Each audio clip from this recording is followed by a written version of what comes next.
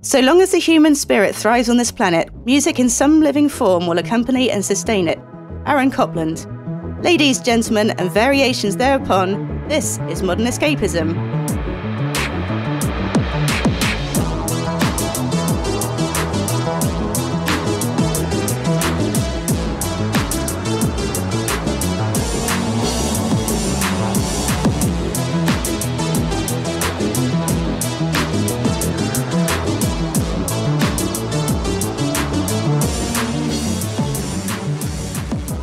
Hello and welcome to the show. My name is Candy Machine and I shall be your conductor for tonight's performance. Oodles can't be with us this evening as he's feeling slightly out of tune, so it's up to me to be instrumental in running the podcast this week. And as always, I'll be joined by, he's bold as brass, and if you squeeze him too hard, he might let out a little toot. It's Gadget. Oi. The baritone and occasionally covered in scales, Biggie. Hi. Propping up the bars of music, it's Stig.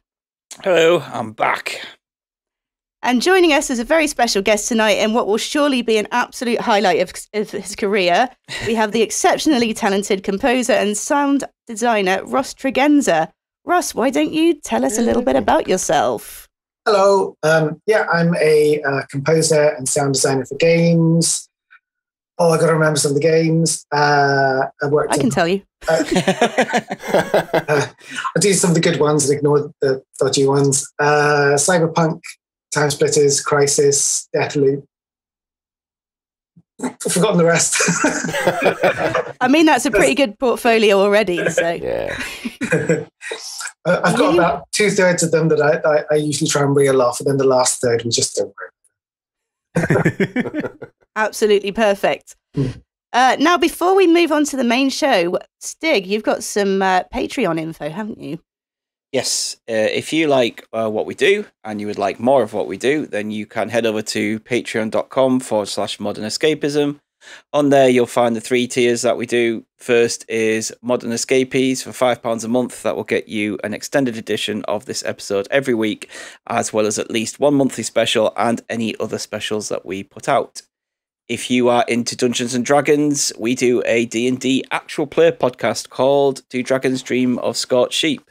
And the Scorched Sheep tier is £5 a month. That gets you ad-free early access to the episodes, as well as any access to music, artwork, character sheets, or anything we put together for the show. And you can also suggest items and NPCs for Gadget to use. And finally, the Biggie Bundle, £7.50. That gets you everything. Absolutely lovely. Why would you not go for the Biggie Bundle? Look at that. All off the top of my head now, you see that? Oh, that was really good. Well done.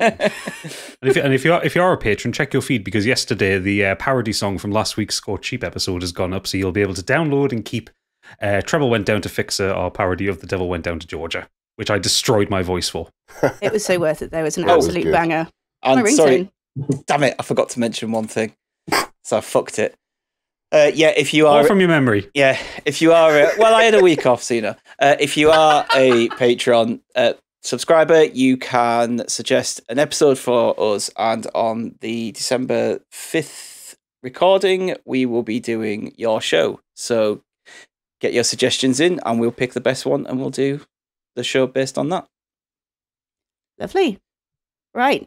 I'd like to move on to our Nexus, where we have a little chat about what we've been up to this week. So firstly, Gadget, what have you been doing?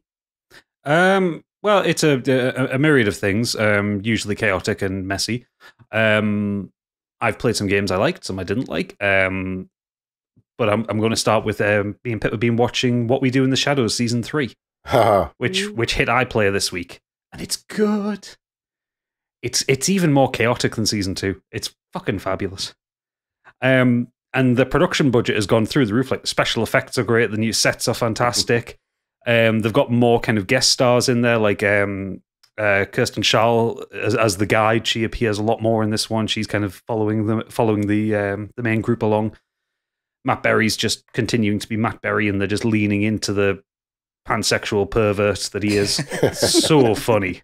It's absolutely brilliant. I need to watch the TV show. I've finally got around to the movies, but I need to watch the TV series next. I've never seen you it. do. It's really, really funny. Yeah, it's a perfect continuation of the film, isn't it? Like, Yeah, it's pretty good. It somehow manages to be more silly, but perfectly in keeping with the film. Yeah. I find it's like the film was very silly by itself, but that's also because it's Taika Waititi and Jermaine Clement stuck in a room together. That's going to happen.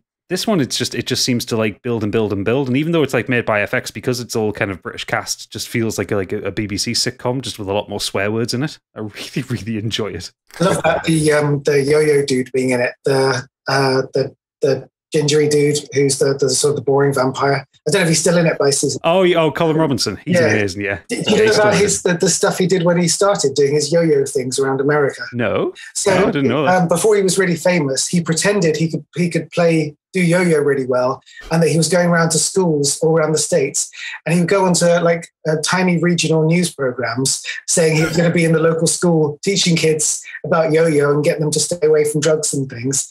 And then he would always go really dark and weird, and they wouldn't know what to do with him. And then he would do a yo-yo. They said, let's see your skills. And he can't yo-yo, so he just messed it up immediately. And he traveled around on his own, just doing that around the States for a really long time. That's amazing. That's like the best kind of like roundabout piece that anyone's ever done. We've been pretending to be podcasters for a while now. Well, yeah, true. The only other thing I knew him from is if you've watched The American Office, he comes in as Dwight's assistant when Dwight buys the building. Yeah. I didn't recognize him at first because he's got hair in it. it was the voice that twigged me on. But the other thing I've been doing, the main one I want to talk about was I've been playing a game called Tormented Souls, which is by a studio who I can't remember. It's a very small studio, Frogwares, I think. Frogwares, something like that. So you know how this year has been a year where people have kind of ripped a lot of things off. Just you've gotten to certain points where. In fact, no, I'm going to start this allegory again. We did the rip-off episode a few weeks ago that I wasn't on, and you know that Stig mentioned that studio that just remakes films slightly differently. Yeah. Yes, The Asylum. The Asylum, yeah. This is if The Asylum made Resident Evil as a video game. Wow. It is a very cheap version of a Resident Evil game. You play a girl called Catherine or Katie, something like that. I literally don't care who she is. She has these visions of twins in a photo that gives her headaches, weirdly enough. And so she decides to go to investigate. And to go to investigate this, it involves going to a mansion on an island. She walks into this rather palatial mansion, gets beaten over the head, and wakes up naked in a bath. As you do. And doesn't notice until she walks past a mirror that someone's taken her eye out. Oh. Feel like it will be a thing you'd notice as soon as you regain consciousness. Although I say it's a rip-off, it's a love letter to that classic kind of survival horror because it's fixed camera angles, it's tank controls, it's dodgy combat, it's terrible dialogue and voice acting, like some of the worst. Yeah, there's one moment quite early on where you're investigating the basement of this mansion, trying to find out how to turn the power back on, and you walk into the autopsy room because it's a hospital mansion kind of thing. Walk into the autopsy room, and there's a priest there, and your character is just like freaking out because there's just been this monster like chasing her down the street, and he goes, "I think I know you. Didn't you turn up here 2 days ago?" He said, "No, I don't remember getting here." He says, "I definitely saw you." It's like, of course she's one of the fucking twins in the picture that's going to be giving her a headache. It's so fucking telegraphed. But it's the usual thing. You've got the mansion to explore. There are doors that are locked from certain size. You have to work out how to kind of get around. You do the little Metroidvania thing where you find items to unlock doors, to unlock other things. The gameplay is fine. It's fun. It's got a Silent Hill style otherworld. You walk up to a mirror, you put your hand through, you come out to a distorted version of the reality that you're in. Nice. Like it's ripping off everything. Yeah. It's great. It's terrible and it's great. I really, really like it. Sounds a bit like The Medium as well. Yeah, but unlike The Medium, it actually has combat in it, and it actually gets quite tense. And I don't hate the main character. Fair enough. I know you said it's kind of a rip-off, but it's sometimes a bit of a fine line. Like when does the line from sort of an ode to the original material become a rip-off? Because you said it's been sort of made with love, like as a love letter, but where is that line crossed? Well, yeah, I mean it's got the Resident Evil menu system for like managing items with with like the condition thing with the heart beating. So you got like the condition good, fine, good, caution, danger, dead. You know, it has a limited save system, so you have to find 7-inch reel-to-reel cassettes to save your data on, and there are not many of them around. I hated that. It's one of the things I wish they hadn't brought with them. Yeah. But it sounds like they've done a good job of, like you say, almost the honor of Resident Evil and making it playable and fun, as opposed to pretty much really fucking bad. Yeah. There's a couple of things it doesn't do so well. Like I said, the voice acting's kind of terrible, and it's like really mixed really poorly. Like it sounds like everyone who's done the voice work for it has done it in their cupboard at home rather than like in a studio. Yeah. The soundtrack is really annoying because if you remember back to the original first couple of Silent Hills, you would have a mix of kind of silence, or you would have this kind of oppressive ambience in the background, but it was like really mixed low, and it was just enough to make you feel a bit uncomfortable. This is the oppressive ambience, but mixed really high up, constantly. It's unrelenting, and it's fucking annoying when you're playing with headphones on. I've just turned the music off at this point. It's much creepier without the music.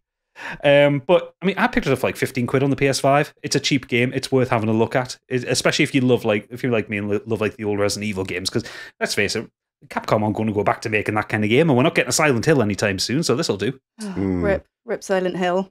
Indeed. But yeah, Tormented Souls, it's surprisingly good, especially for the money. If I'd paid 40 quid for it, I'd be fuming. You can forgive quite a lot in like those sort of £14-15 titles, can't you? Like absolutely. And it's kind of nice that they're usually small studios that they're not mega studios that all survive with people who buy the game. So like £10 or £15 if the game's a bit dodgy and there's some terrible acting and stuff. It's fine. There is one last thing I'll say about it. There is one feature that I like when your character kind of gets out of the bathtub and she gets dressed. She's wearing like the most ridiculous anime kind of outfit that you can think of. It's like this ridiculously small dress which like shows loads of cleavage with like a leather jacket over the top, and she looks completely out of place. But the first cupboard that you find has like a pair of jeans and a t-shirt in it for her to wear. And I thought that was a really nice feature if I didn't want to have her wandering around looking like some fucking waifu. It's such a surreal... why didn't they just give her the jeans in the first place? Make her a Claire Redfield-style character instead of this just random anime woman. Something else that just made me think of it as well is they've obviously got a budget for this as well. So it's a lot riding on...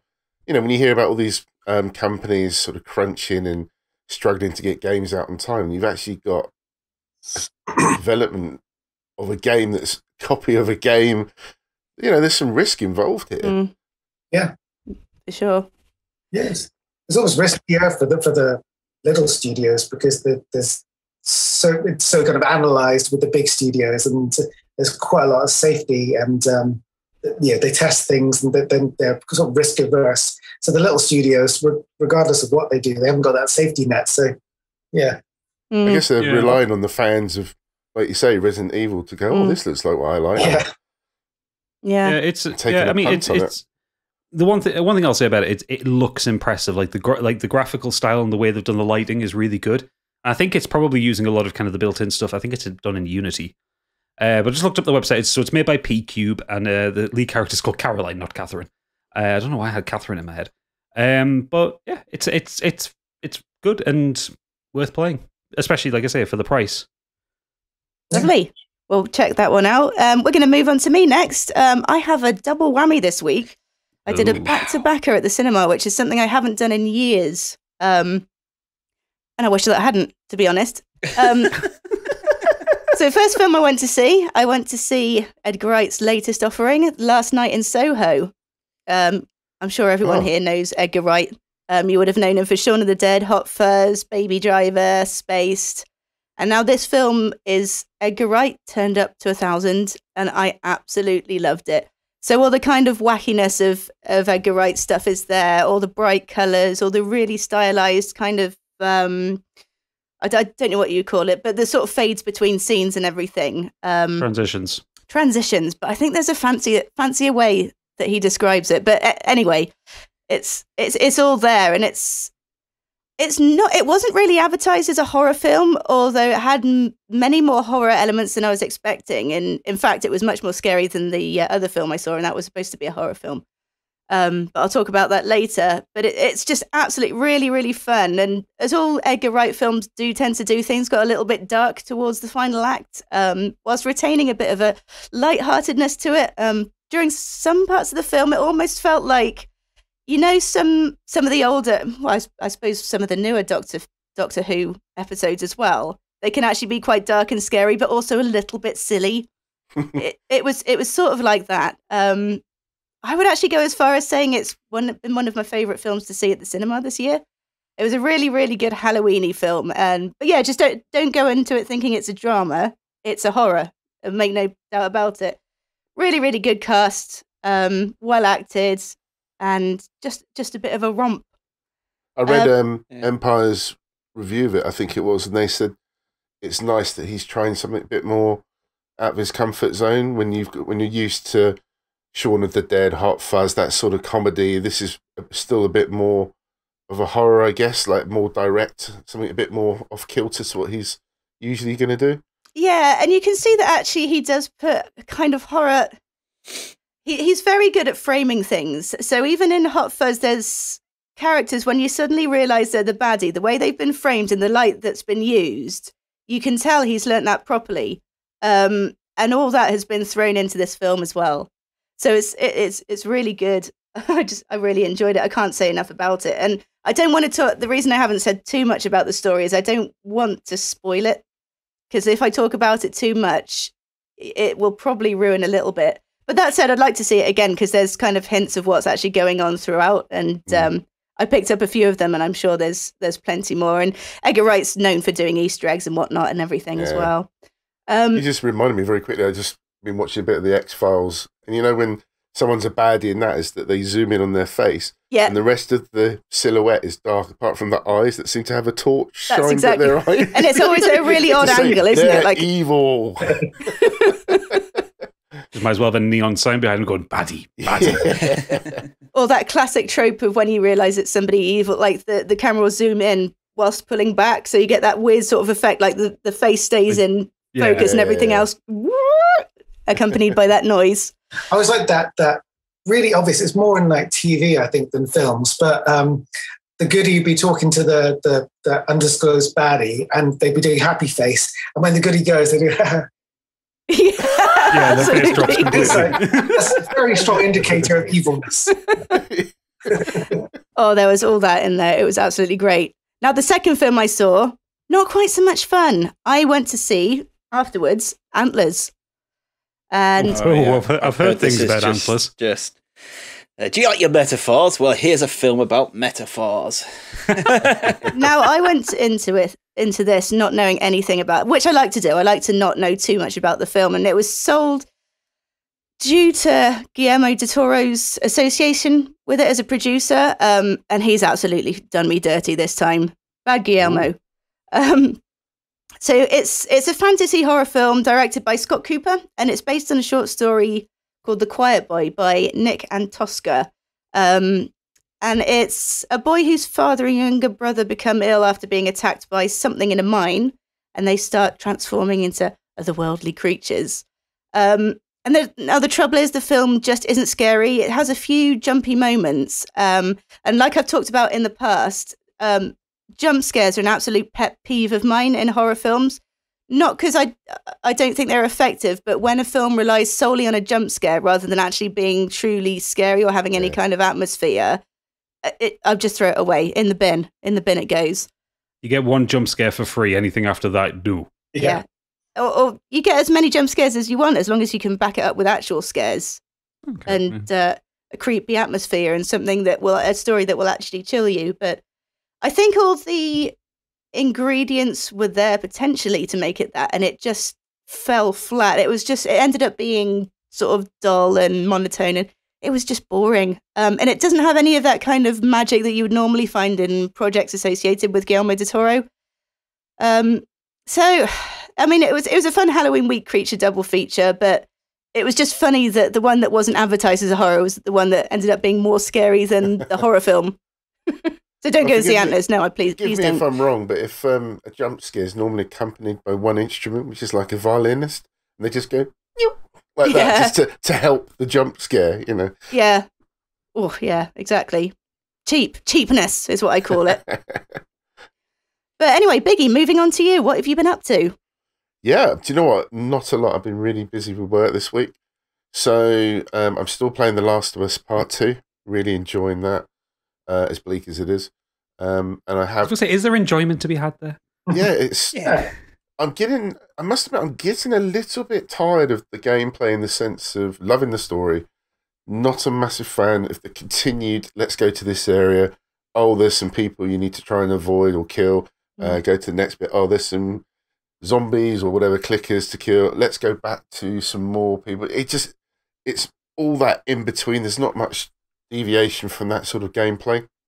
The cutscenes are really good, apart from the one I did see last night, which was that sex scene that everyone referred to when it first came out. I won't ruin the plot or anything, but it did seem a bit weird. I could see what they were trying to do with the story and why two people having sex there when they did, but it's just still not quite presented the way it is in films. The emotion wasn't quite there. A bit forced. The reason for it just was a bit weird. I think the longer you're going in the game, you'll feel differently about that. You think so? Yeah, I mean, there's some amazing, because it's really tempting as a game developer to sort of put all your cards on the table early, because as the game goes on, less and less people are playing it. By the time you get to like a long game like Last of Us, by the time you get to the last quarter, you're left with about probably like 5 or 10% of people are actually still playing, just because people drop out of the games. So it's very hard to be good and keep yourself from revealing all the fun, complicated mechanics really early. So, and there's some amazing, huge developments and new mechanics and stuff like that in like the last act of the game, which I've got a lot of respect for, because I wouldn't have I wouldn't do that just because I'd want people to see all that cool stuff, and I know that most people never get there. So I think it's lovely they do that. They did it with the first game as well. Like the first game, like kept a lot of the stuff like close to his chest. Like, he didn't really fight a boss until like 8 hours in, I think. Yeah. So yeah, it was the fact that they did it as well with The Last of Us 2 it shows some nice consistency, even though it's longer than the first game, I think. It's a long game. I've just done the bit where hopefully won't ruin anything for anyone along the bridge. Yeah, that's a good bit. Yeah, that was really impressive. Very well done. So yeah, I really like that. Now, I actually dropped out of The Last of Us 2 quite early. I dropped out around the time where you're first going into the city, and it wasn't that I was not enjoying it. It was that I was genuinely disturbed and upset by what happened in the mansion. And ultimately, I couldn't quite get over it. Would you say it's worth sticking with? Is there any kind of redemption, or because I understand you're following two people's stories? Yeah. I don't think redemption's quite the word, and I don't want to do any spoilers because it's my favorite game ever now. By the way, I thought it was incredible. Yeah, like, I came away from it very things. Yeah, I came away like confused and upset, and a tiny seed of resolution, I guess, but overall, there's not a lot of resolution to be had, and there's just some pretty brave storytelling. And I like it. I'm enjoying it so far. I think for me, if you played this game, imagine if you just got this game over a weekend and you wanted to play it all the way through. Yeah. I think the combat would get really repetitive quite quickly, because it's the same kind of thing at the moment for me anyway, is that you go into an area and there's, like I mentioned, there's whoever you're trying to avoid, kill, get past, etc. And it's just, there isn't much more to the game at this point apart from those obvious interactive scenes where there is a bit more drama, etc. But it's just kind of the overall actual gameplay feels like it's a bit more too much padding. And because you're going in backstories as well of people, so you've seen things in the past, but you're still doing the same thing in that as well. It's just like, okay, so here's another area. Yes, there's going to be some people I need to avoid, kill, etc. And I just think it needs to mix it up a bit more. So would you be losing much? The narrative is fantastic. Yeah. Would you be losing much if you just watched the cutscenes on YouTube? I mean, I think you could probably watch it all. But I mean, a lot of the story is still told through incidental dialogue, isn't it? Yeah. Yes. I mean, but to be honest, I'm a fan of that kind of gameplay anyway. Like that sort of creeping around the shadows, picking them off mechanic. I like it. I just feel like it's too much of it now. I can see if they took 1 or 2 sections out, maybe I'd enjoy it more. I just feel like I just want to get the game going, the story. Just want to continue finding out more about what's happening. But what I do like, funny enough, is a bit like Fallout, where you come across the notes that are left behind. And there are some really bleak, dark stories told by those when you pick them up, you know, and you just think, oh shit, because you then you read the note, you kind of have an idea already, then you read the note, and then you just look back around at what's actually happening in that room, you're like, fuck. There's like a skeleton with a shotgun in its mouth. Read this note, it's not going to be nice. There was one I found quite early on, because I fell off the game around about on the way to the hospital, just because the time it came out, it was just too depressing for that point of the pandemic for me. But I remember finding this little kind of incidental storyline thing, and it was like finding all these notes say we've gone to, I don't know, Brian's garage. Oh yeah, we'll be safe there. He's got supplies, yada yada yada. And you find about 6 of these notes, and then you get in the garage and it's just a massive spore nest. You think, oh, that didn't go well for you, did it, lads? Absolutely. But yeah, I'm enjoying it. It sounds like I'm really complaining about it, but I'm not. I just think that it's just a little bit too much. But like you said, there may be more interesting stuff to come. And the weird thing about playing this is I don't feel like I know how far into the game I'm in either. Yeah. It's like that continuing story. There's another chapter. You don't actually feel, am I near the end? Am I not? You know, I'm just going with the ride. It's great. Yeah. If you think you're done, you've probably got about another 60% to go. Yeah, exactly. So enjoying that, if you believe me. And the other thing I wanted to quickly talk about was I've been playing the freebie that came with PlayStation Plus this month, which what was it, the month before, was the 2K21 Golf. So last weekend I was away, went to see Children of Zeus perform, and when we got back that night we were really drunk, but my mate and I wanted to carry on drinking and just chilling out, so we whacked that on. And it's a really good golf game. It's a freebie. It's got enough courses to keep you going. People have already made their own courses as well. We played one that was Halloween themed, which was quite cool. It's got fog around the hole, skulls everywhere, and it's the snakes on the golf course. It's random, but yeah, just really chilled out. You can. We had some of our own music playing in the background, and we just challenged each other to a few rounds of golf. If we lost, we'd have to do shots. So it made it a bit more interesting. You go. That's what makes it a golf game interesting. As an actual golf game, the mechanics are there. You can make it as difficult or as easy as you want. So it's the usual left to move around the map, right stick to do the swing. You can make it so that if you just go off by 1 millimeter, your ball spins off drastically. The more difficult you want it to be, it gets really it's quite in depth when it comes around to putting, where you want to get your ball to land as you can make it as good, as easy, or as difficult you want as a golf game. And I loved it. It looks, the graphics are fine. It would be nice if things were a bit more. There's one brilliant bit where the wind was like about 6 miles an hour, but the trees behind you were going like there was a hurricane. But yeah, other than that, it's absolutely fine. Functionary graphics, I would say. Sound is fine. Commentary is actually quite good. This American guy with this sort of southern drawl commented on. Is it all? Well, that's super close, Mike, talking in a whisper. Do you know what? That was absolutely perfect. I literally thought I was playing it just then. But yeah, there's a sound to a golf commentator, isn't there? Yeah, absolutely. But the thing is, it's just when people complain about the quality of games that you get per month, and first-person shooter players, oh, I want another first-person shooter free. Why have I got this fucking golf game? But do you know what? It's absolutely fine. It's great. And you might not have anything, so. Yeah, they'll always complain. They'll say, "Oh, I want a Call of Duty, not Hell Let Loose." Fuck you! You get a free game. Yeah, check it out. Golf games have always been quite good on computers, anyway. I hate actually watching golf, funny enough, but I like playing the games.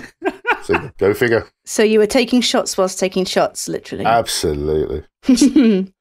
Stig, what have you got for us? This week I've watched a few films. I'd like to just skip through two of them before I got into my main one. First one I watched was Titan. I was a little bit disappointed in this, unfortunately. I'd seen little bit. Wow. Yeah, that's putting it lightly. I'd seen a lot of good chat about it, and I was really looking forward to it. And it starts off really well. Like the first 30 minutes are like shocking, brutal, like really unrelenting. And I was watching it thinking, yeah, I could see why people look like have said so much good things about this. And then after that, it kind of takes a massive nosedive off a cliff for me. It feels like it's two different films meshed together. Like the director had two ideas, put them into one film, and for me it just didn't work.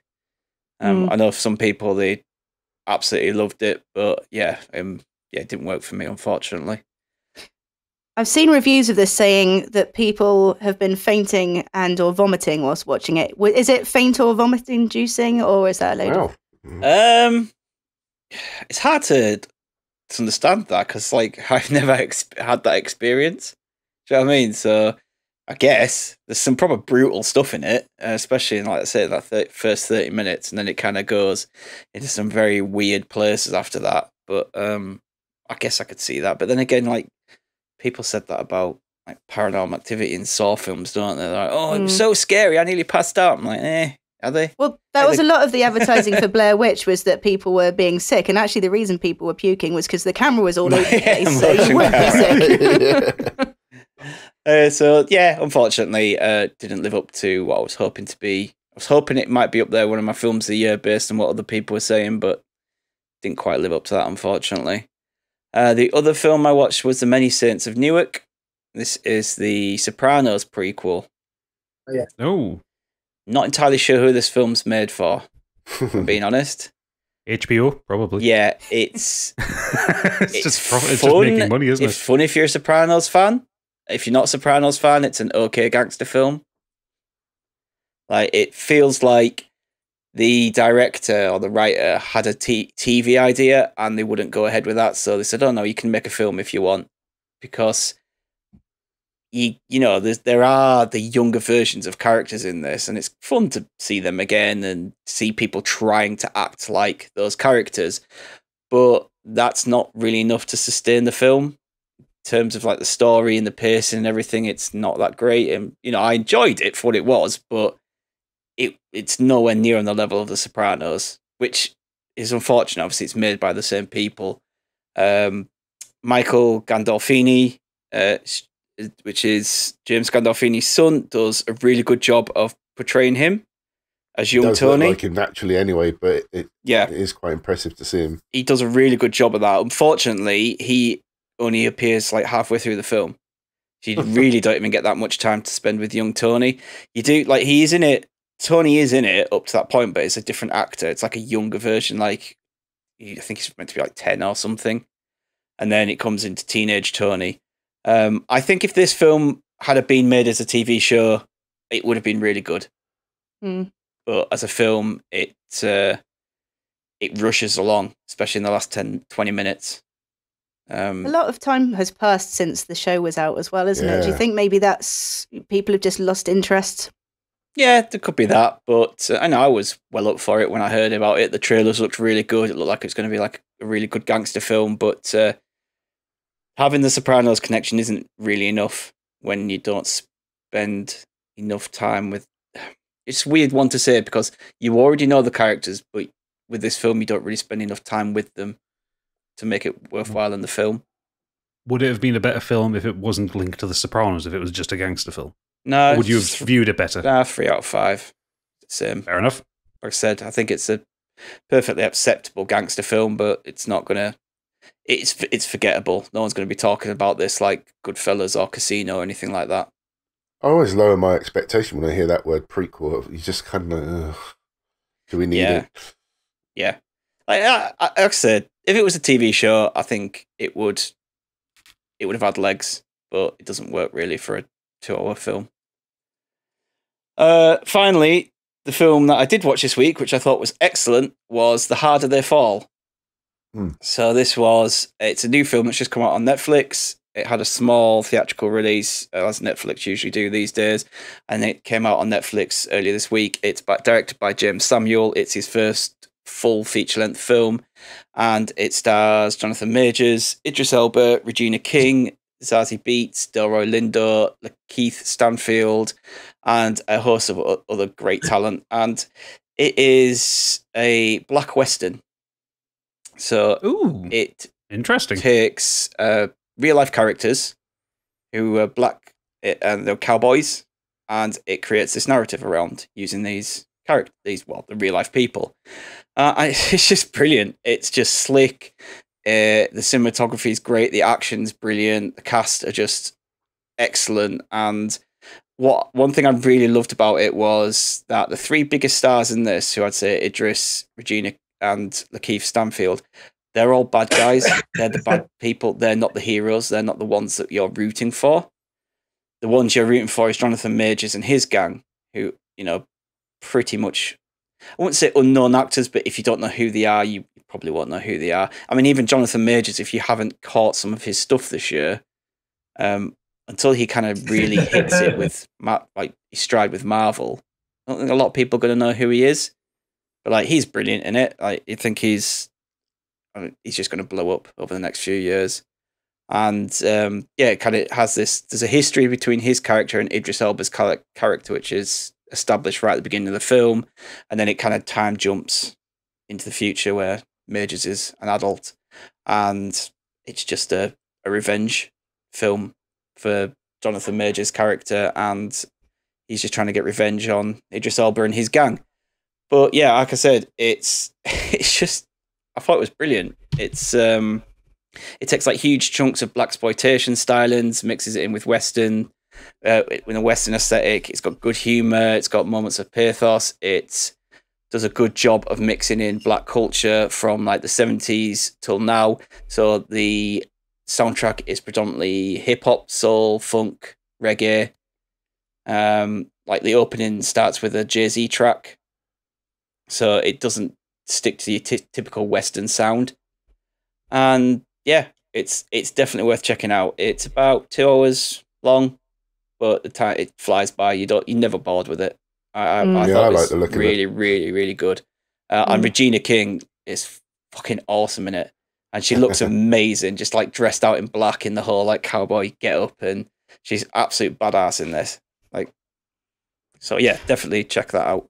I was actually watching something about it earlier, and they were saying, how believable is it that it was a predominantly black community within sort of those times in America? And they did some research, and actually there were about 70 sort of predominantly black towns around at that time. If you research the characters afterwards, all these characters were real. They were real black people living back in the Wild Wild West. Wild Wild West. Honestly, oh no! It's Jim Weston. Please tell me Jim Weston. Any robot spiders? Laughing hurts. Oh, but yeah, no, these were prominent black cowboys back in the Wild West days, who had their own black towns and everything. There's a brilliant bit in it where they go into a white town, and the caption just says "White Town." It doesn't even say where it is. It just says "White Town," and it's just all these white people staring at them "You can't be here." Yeah, Washington now. Yeah, it's brilliant. It's really, really worth checking out. And Excellent. It's on Netflix. If you've got Netflix, nothing to lose, have you? One to check out. And finally, Ross, what have you been doing this week? So Monday, I went to see Lost Boys at the cinema, which was awesome. Actual cinema. Yeah, I got a group of people in Nottingham that about once a month or every 2 months put on a classic film in the cinema. Cool. They do Terminator and RoboCop and stuff like that, which is fantastic. And I honestly, I don't think I've seen Lost Boys since I was a teenager. I think it was on VHS when I last saw it, so it's a while ago probably. Yeah. And I always thought I liked it, and it's kind of on the goth reading list. You just as a goth, as a teenager, you just at some point you expect to have seen it. But I had no strong opinions about it as a grown-up. But it's really, it's a great film. It's really light on its feet. It's quite a fast-moving, fun film. It hasn't really aged that. Besides the amazing hairdos, it hasn't aged that badly. But then films these days are trying to sort of replicate that look now, aren't they? So actually, if you're coming to a film like that, it'll probably feel like home to a lot of younger people now. Yeah. Apart from the topless saxophonist, is that what you call him? Yes. Tim Costello. Capella. Capella, that's it. Yeah. That was about as 80s as you could get, is that one moment in that movie. And if you watch the video for Gunship's Dark All Day, he still looks like that. I've seen him live. I saw him live a couple of years ago at a HorrorCon in Manchester. It was excellent. I got him to do on Cameo. I got him to do a birthday message for my friend's birthday. Amazing. Swinging the hips around. It was everything. Oh, fantastic. I just wonder what, like, they're just sat, like, looking at this film and going, what do we need for this bit of this film? Having a party on the beach. Let's get a really muscular saxophone player. There must be like a list of ideas what could be in that scene, and somewhere on that is muscular, oiled up saxophone player. That's it. Something's not right. Take his shirt off. That's it. There we go. Put some baby oil on him. We've got it. Yeah, that was surprisingly awesome. And then I finished watching up all the Halloween films. Like my girlfriend and I have been working through all the Halloween films in October. And I think because I love horror, I presumed I'd seen them all. And it turns out I've seen like 20% of them, which is shocking. I'm not even 100% sure I'd seen Halloween. I presumed knowing the things I liked that I had. And then I was actually watching it. I was like, I don't think I've ever actually seen this. It's not one of those things that's been parodied so much you kind of know what the film is by osmosis. Like I've never seen Halloween, but I know all the story beats of it. Also, I didn't realize the flow of the films is so insanely complicated. So you got Halloween 1, then Halloween 2 is a sequel to Halloween 3, Halloween H2O, and not the new ones or not the Rob Zombie ones. Rob Zombie ones are 2 films on their own. Halloween 3 is non-canon and doesn't follow any of the other films. Halloween 4 joins onto Halloween 2 and is followed by Halloween 5. H2O is followed by H2O Resurrection and then stops. And the new films are a direct sequel of Halloween 1. It's crazy. It's absolutely nuts. So pleased to know that now. Did you watch like the Rob Zombie ones as well? Yeah. Did you go all the way to? So you watched Halloween Kills? Yes. You watched the most recent. I just saw that in the cinema. I loved it. Did you not like it? No, I just thought it was too much. He's turned into Jason. Like, I suppose he was pretty Jason-y. Yeah, but like he's just a man. He was just known as the shit before. And now he's kind of like no one can kill him. No one seems to be able to shoot a gun straight at him. And he's massive as well. So how does that happen? Yeah, and some of the deaths were really good, but I just I talked about it the other week, but just some of the dialogue, like the whole evil dies tonight thing was just that was awful. Yeah, that was the weak. I think like in the middle act, there's a lot of crowbarring of unnecessary themes where they tried to sort of tie it into social commentary in some way that didn't need to be there and didn't really work. But I liked him walking around being a relentless force of evil, going through people's houses again. But he was pretty much just Jason in a different mask, I suppose. But do you know one thing that I saw someone brought up on the internet? Like I've never realized this before. Is he gets incarcerated when he's a boy, doesn't he? Yeah. Yet when he breaks out, he knows how to drive. How does he know how to drive? Can you imagine a 20-minute scene where he's just working out how the fuck does this do? Radio comes on. Windscreen wipers. I mean, to be fair, Americans do simplify their cars. Put it in D, press the accelerator. Yeah, that's true. Big turny thing in the middle. Just a shot of him looking angry and then disappearing backwards off the screen. Yeah, that's a valid point, actually.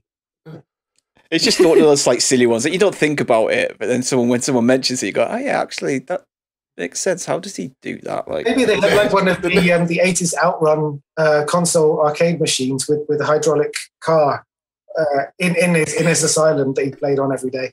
Yeah, I just pictured him having a conversation with the car that he hit behind him. Then there's the police like making notes about the traffic accident. Can you take that mask off? No. Myers with a Y. I feel like we've stepped into a Family Guy joke.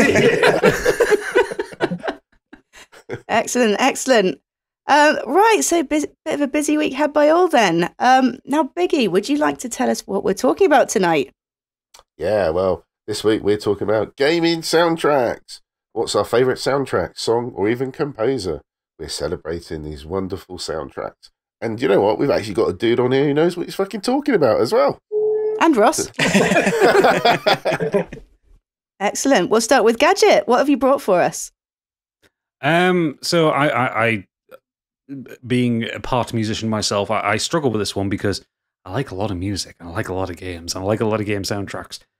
And I thought about going down the very obvious way and talking about like the Souls games, but I bang on about them relentlessly for a lot of time. But the soundtracks are very fucking good.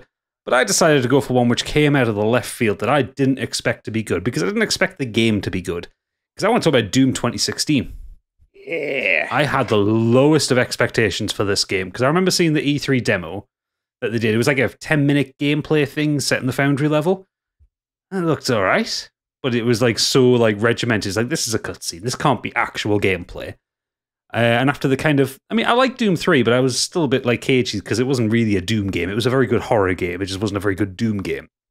But Doom 2016 came out, and it was a fucking banger. Mm-hmm. It was an absolute banger of a game. But the soundtrack... Good God, Mick Gordon is an eldritch beast of a composer. The man is unreal. Because, like... So the point where the soundtrack had me is literally... You have the opening scene where the Doomslayer is breaking out of his coffin. He kills a couple of dregs, gets the Slayer suit on, fucks off the computer because he doesn't care. He doesn't care about the story. He just wants to murder shit. Happy with that. Kills another couple of guys. You learn about glory kills, and then you get in the lift, and then you get like kind of the intro where it's a At Hell's Gate, I think, is the track name. And I love it because it's this big kind of booming metal track, and it's booming, and you kind of get to the top of the lift, and the music's coming to an end, and in time with the drums, he pumps the shotgun. And I was like, yes, I'm in! Absolutely perfect. Give me that, all of that. And Mick Gordon's soundtrack is great because his instruction when he, if you watch the No Clip documentary about the making of Doom 2016, it's really fucking good. But his instruction when he was brought on to the soundtrack was no metal. And I was like, he clearly didn't listen to instructions because that's a metal as fuck soundtrack. No metal for Doom. Yeah, they wanted like techno synthcore kind of horrible, dirty nastiness. Yeah. They originally didn't want metal for it, and then Mick Gordon's like, "Well, hang on a sec. I've got this 8-string guitar. I've got a load of samplers and a load of synthesizers. I'm going to create an unholy noise." And I was like, "Oh, this actually really works." And it does because like you get. I mean, I'm going to put a clip in here of BFG Division, which might be one of the heaviest songs I've ever heard. Absolutely love the kind of thing that rattles your fillings out, you know? It's so fucking heavy.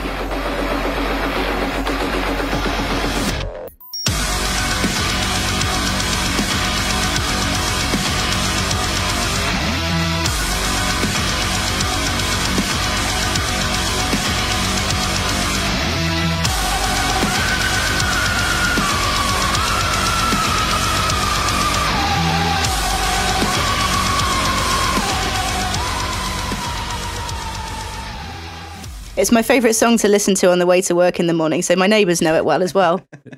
It's great for lifting weights too in the gym. Just get you riled up before stabbing people for the day, does it? Yeah, absolutely.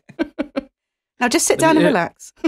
But it's not just the metal stuff as well. Like there's a lot of ambience, and there's a lot of kind of like horror ambience to it as well. You get some, especially when you're not in a combat situation, that there's where you've got kind of like platformy puzzles or you're doing a bit of exploration. The soundtrack will calm right down, and you get these. I want to call it like non-musical sound, and it's literally him jamming through a synthesizer and like feeding back on itself in a certain tone. But it sounds great, and it's so eerie, and you can't really pick out notes or a key with it. It's just noise and ambience, and it's so good. But then you get into combat, and I think this is also with the technology with id Tech 6 for this one, where they can trigger different parts of the music depending on what you're doing. So, you swap to a certain weapon, another component of the song comes in, you kill a certain enemy, a certain part of the song comes out. All the layers get stacked up as you're moving around the map. The faster you move, the faster the music goes. There's one that, like, if you bring up the weapon wheel in the middle of combat, like, because obviously time kind of freezes, like the music does that in the background, but it's so subtle, like you wouldn't really notice it. But you kind of almost orchestrate your own score to it around the tracks that Mick Gordon's written. And it's so clever and it's so good and it's perfect for Doom because it's a relentless game and the soundtrack is relentless. And when those metal beats hit in, oh, God, it's good. So good. Mm. Do you think that because I feel like the soundtrack for Doom Eternal as well kind of just carries that on. So I think there's some absolute bangers on that. Like, the only thing they fear is you. Yeah, that one's amazing. It's also got like this. The opening's got a little bit of a Doom first level like sound to it in it as well. The opening of that track. It's that kind of very thrashy guitar sound, isn't it? Yeah, but the soundtrack's great for both Doom games, I think. Yeah, I think I prefer 2016 soundtrack just because I didn't expect it. Yeah, like I expected a metal soundtrack for Doom. Don't get me wrong. Didn't expect what we actually got. And like I've heard Mick Gordon stuff before. Like I think he did Prey. He's done loads of games. Like he's been in the industry for ages, but I hadn't heard anything quite so powerful out of him. He's done some really good work in sort of like when he started getting famous for that stuff.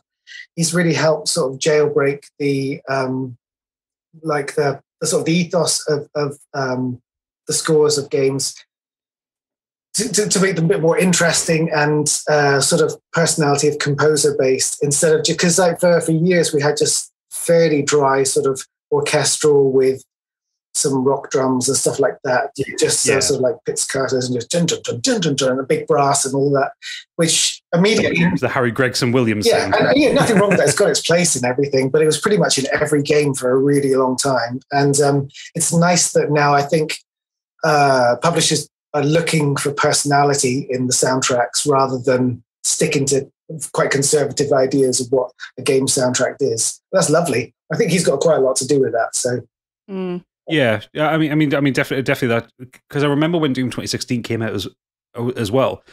Like, obviously, loads of people were talking about the game because it's an excellent game, but as many people were talking about the soundtrack, and it's really rare that you get people talking about the soundtrack for a game, no matter how good it is. Yeah. Like I remember when Deathloop came out. I mean, I spoke about it specifically, but I know a lot of people talked about the Deathloop soundtrack because it was so key to the visual style and the style of the game. In the same way that I think they talked about it with We Happy Few. And like when you get a very stylized game, people will talk about the soundtrack as if it fits the tone. But for your average action game, like no one fucking talks about a soundtrack for a Call of Duty game, do they?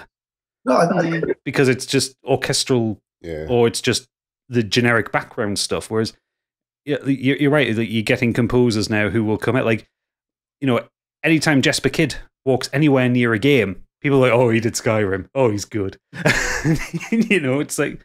Yeah, it's sometimes it's down to a really strong-willed, in a good way, audio director for the game as well. But Michel Tremblay, who's the audio director for Deathloop, like he really knew what he wanted from the beginning for all that stuff. Like, I mean, we would get down to points where he would send me like a drum pattern. He's like, "Can you try this drum pattern instead?" I'd be like, kick, snare, kick, snare, and a bit. Yeah, and we'd get down like, even though he was doing everything else in the game as well, he'd like obsess about like details of my songs. He'd be like bar 41 feels like that's a little early on that one piano note. I'm like, dude. So he's a nerd. Yeah. He's a proper nerd. But it was lovely because like when it was right, it wasn't like he was just a fusspot trying to put his stamp on it for the sake of it. Eventually, I'd send it like version 22 of a song and be like, perfect. Like, oh shit, we did it. So Ross, now about version 23 of this one. Can I ask a question? Yeah. So how does it work? Because I really don't know how this works at all. So if you've been asked to create some music for, let's say, Deathloop, for example, do you get to see much of the game when you're trying to write the music? How much do you see, if any of it at all? How much is relied on what they're describing they want from you, as opposed to you seeing it move in or see screenshots, or I mean, just how does it work? As brief as you can, obviously. I don't Still my question, Biggie. It's kind of it depends on a little bit on context. First of all, like if you're having to do it, like if it's a cutscene that you're having to score to a cutscene, they'll give you like an early version of the cutscene. It's all just grey box, so it's all just like non-textured models moving around, but still gives you the time to timings and all that kind of stuff.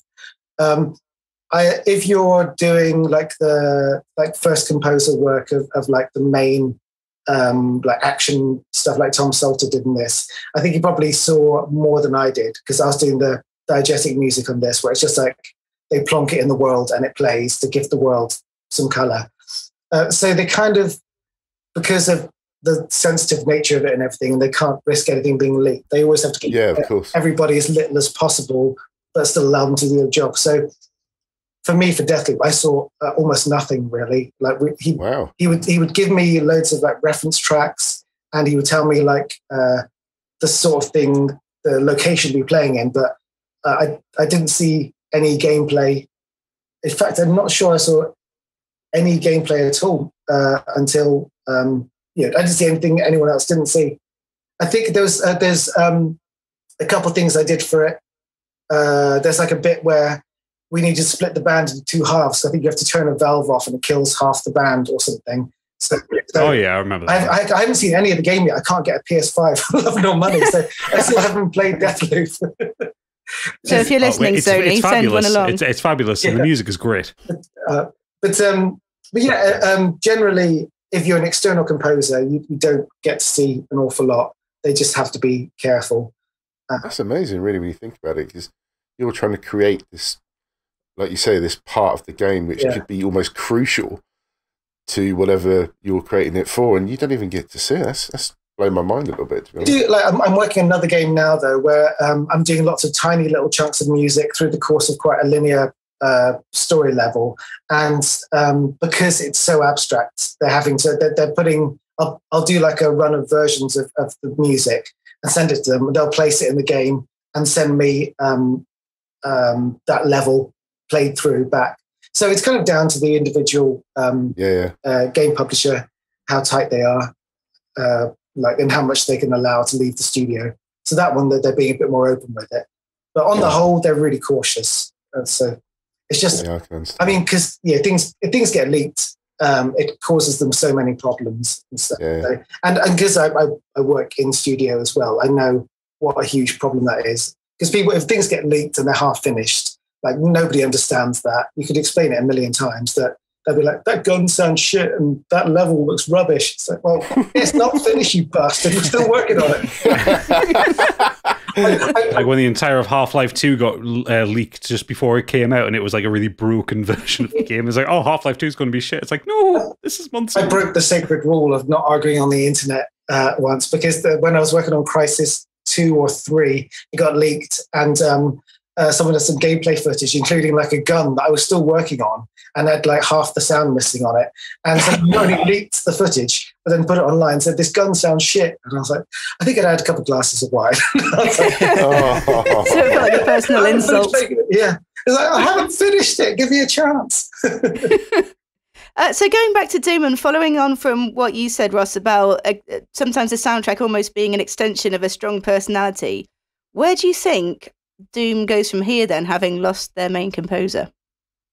Do you think they'll try and continue with the same style, or do you think they'll maybe take it somewhere completely different? Because it's so known for it being such a strong metal soundtrack now. I think that's very difficult for them. I'm sure they're having a lot of difficult conversations about what to do about that, because people expect it. That's like so core to the Doom franchise now, that like big, chuggy, awesome soundtrack, that if you were to change it, then it doesn't feel like Doom anymore. But conversely, like if you get someone else doing it, everyone's going to hate it, almost regardless. No win, isn't it? Yeah. So it's a difficult one for them. If I were them, I would go with someone awesome, but who's completely different, and just move away from that and just draw a line under that era. Well, for the two DLCs they did, the Ancient Gods, they had two composers for that. And they had Andrew Hushult and David Levy, who are both very well known for their ability to do some banging metal. So it's almost a bit of a transition then, maybe. Yeah, and I mean, I haven't played Ancient Gods, but I've seen enough, and you can hear there is on the first DLC, they're trying to sound a bit like Mick Gordon. And then on the second one, they had the feedback, and no, just do your thing. You guys are good. And it's like very different, but really metal. Yeah, I think maybe they'll stick in like the broad area of metal, but go for something like a different area, like a more ambient or slower, sludgier metal or something like that. Feels like it makes sense to stay in that area, but get someone else doing quite clearly their own style under the same one. Yeah. Or use Kids Bop. They're really good. My daughter loves listening to that. Kids Go Doom.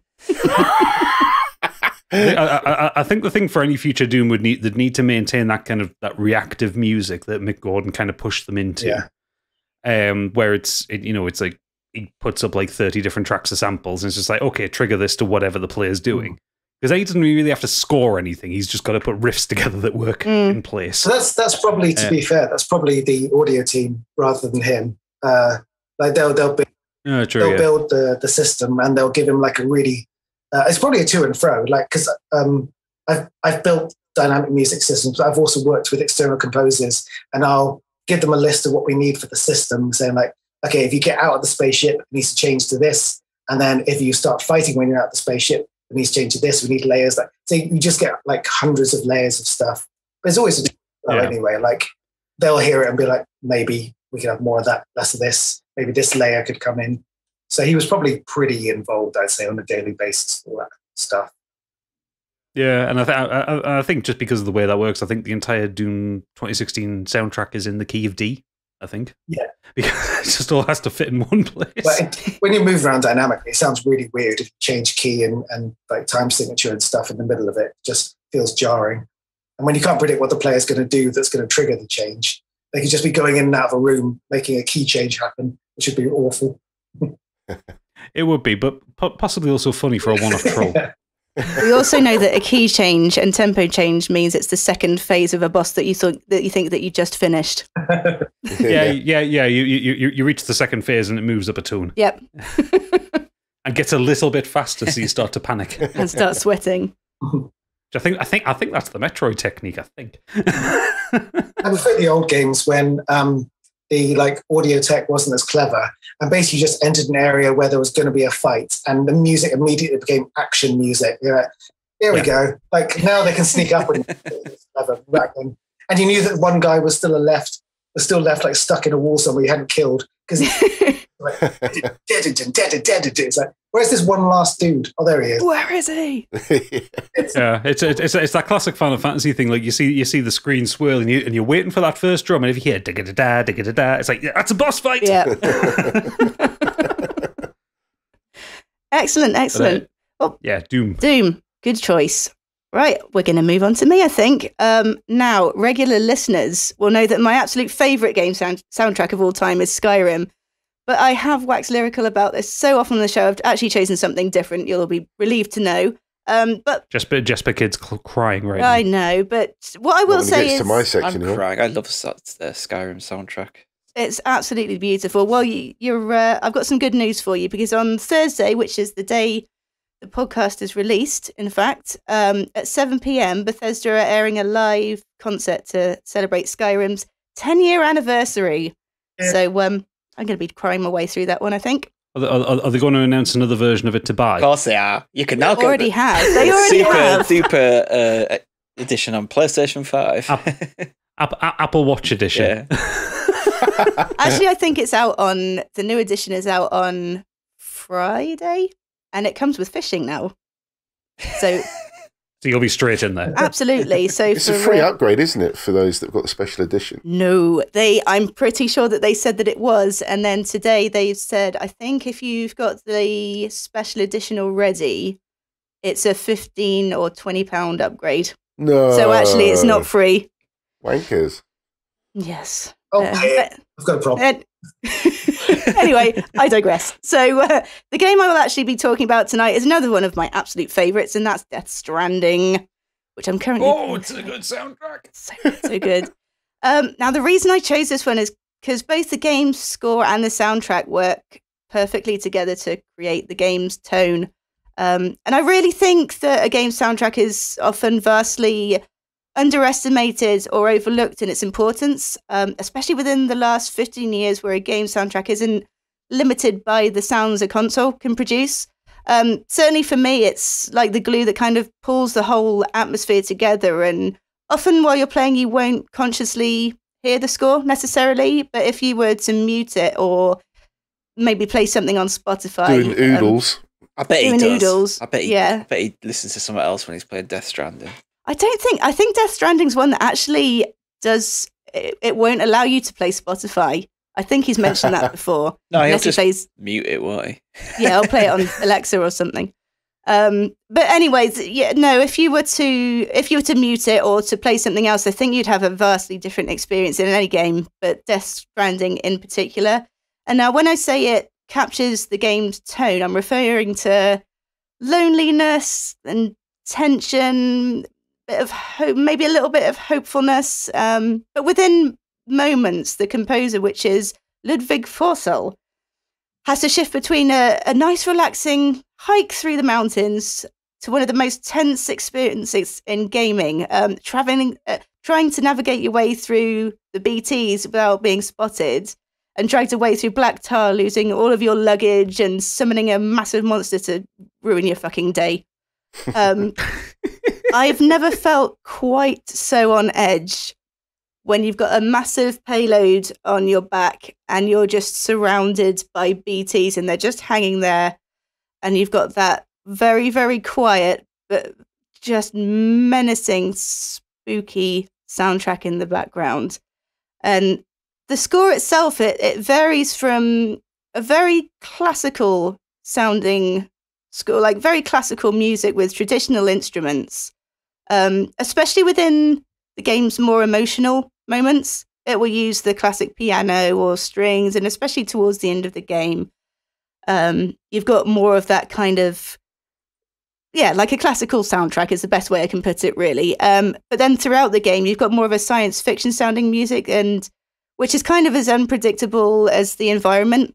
And I was reading an interview with the composer, Ludwig Forssell, as I mentioned before, and sound designer Joe Korolitz. And the way the score was created was they were trying to mimic a metallic sort of sound, and to create this, they used actual sort of metal tools. For example, they were using a pipe to bang against various objects, and they were dropping chains on the floor. I think they were instructed by Kojima that he very specifically wanted the sound of chains, and I would assume that that's kind of to mimic the umbilical cords that the BTs are being, that's kind of causing the stranding.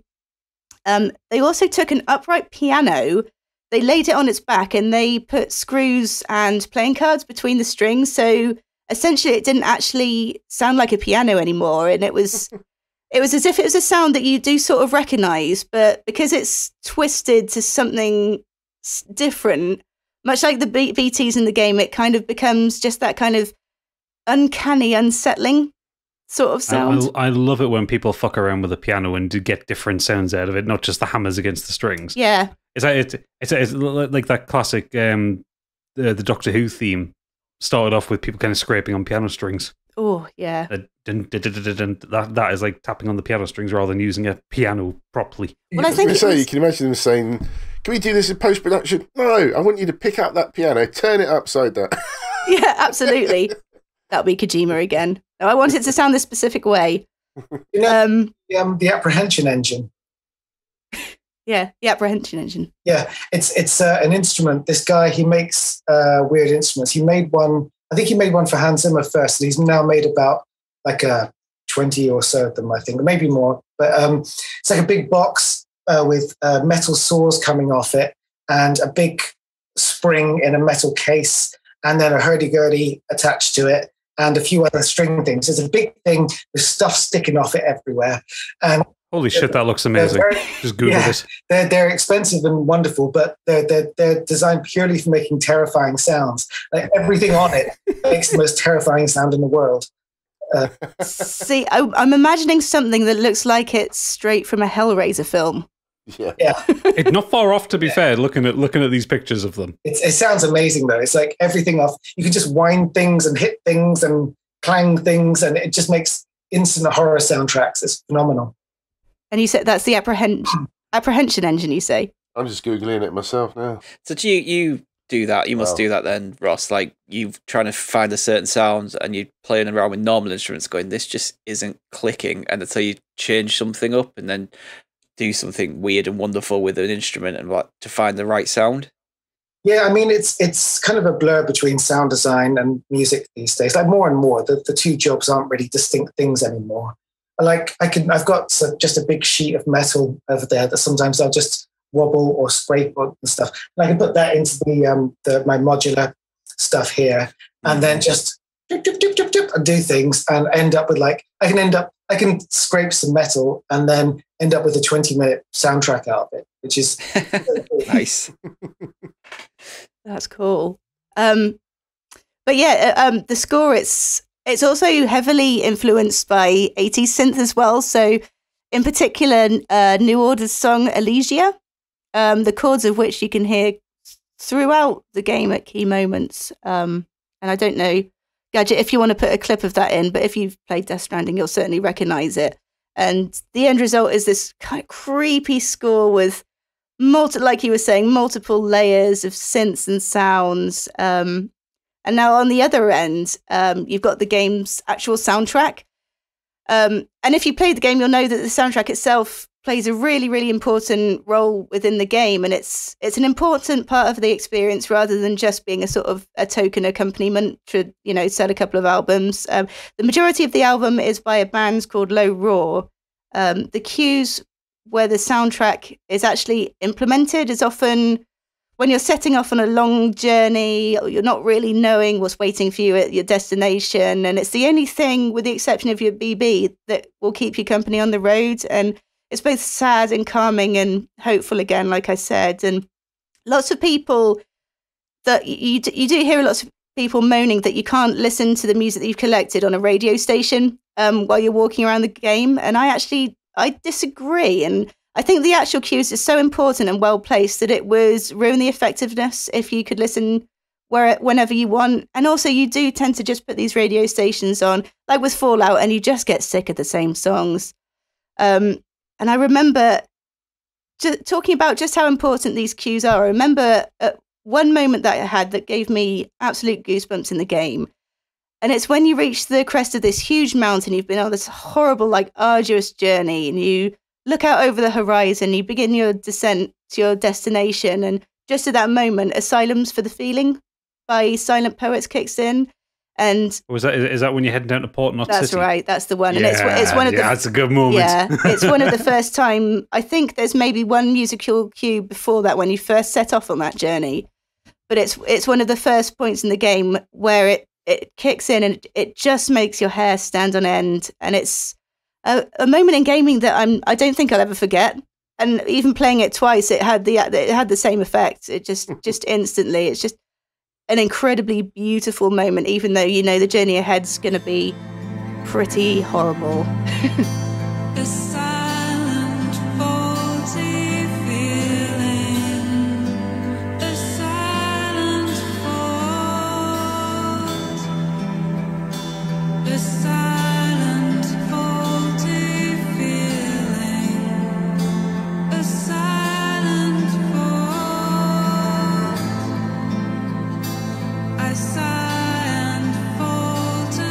I like to think that there was a period of time where Kojima and his audio director, let's say that this is going to be this moment. You come to the mountain, you come over, and this song is going to play.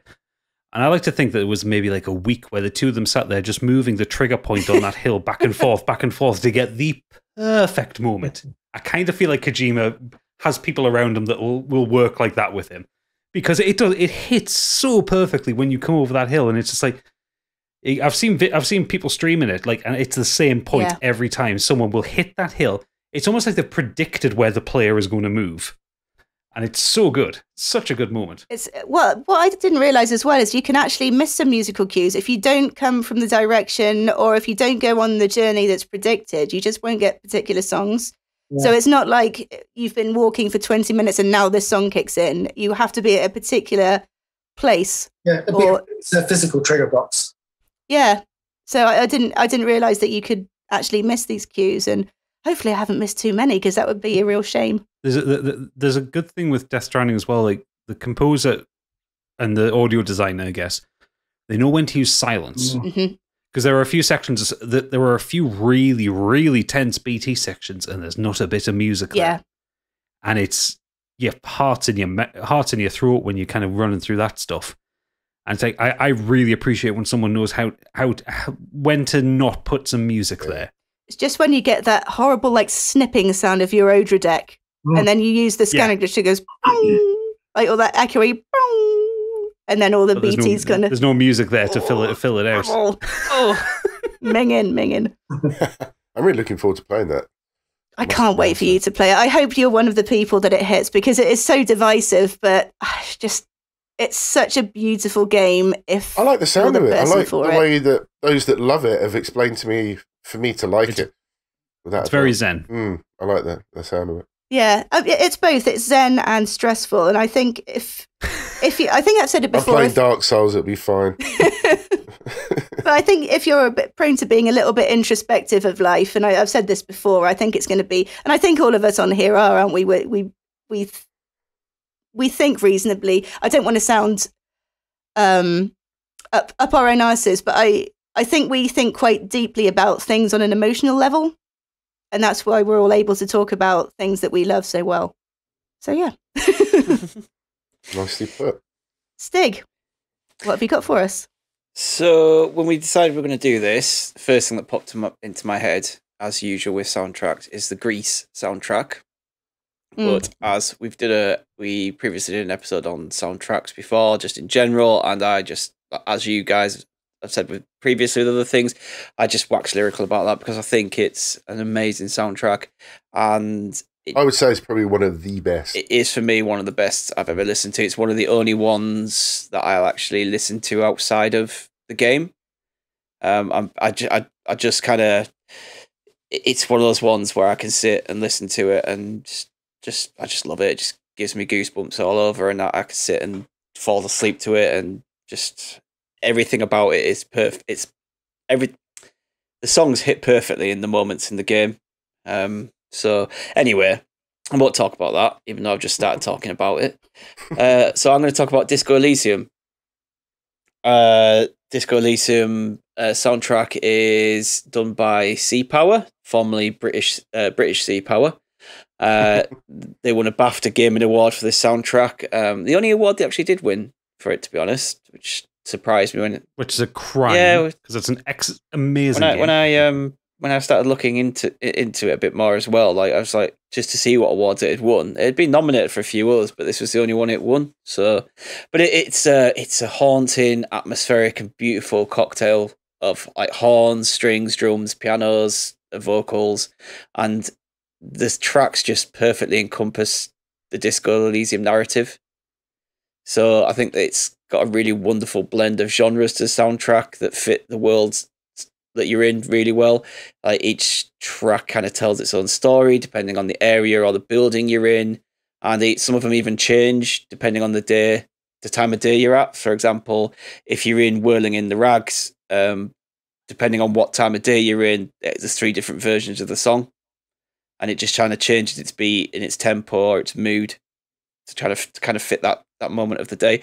It's a really good mixture of genres. Like, it's really experimental, but like so skillfully done. Sometimes it's like this soft indie rock melody, then there's a bit that's a techno rave mix, and then there's some sad orchestral string piece that sounds like it's kind of trying to dig into your brain.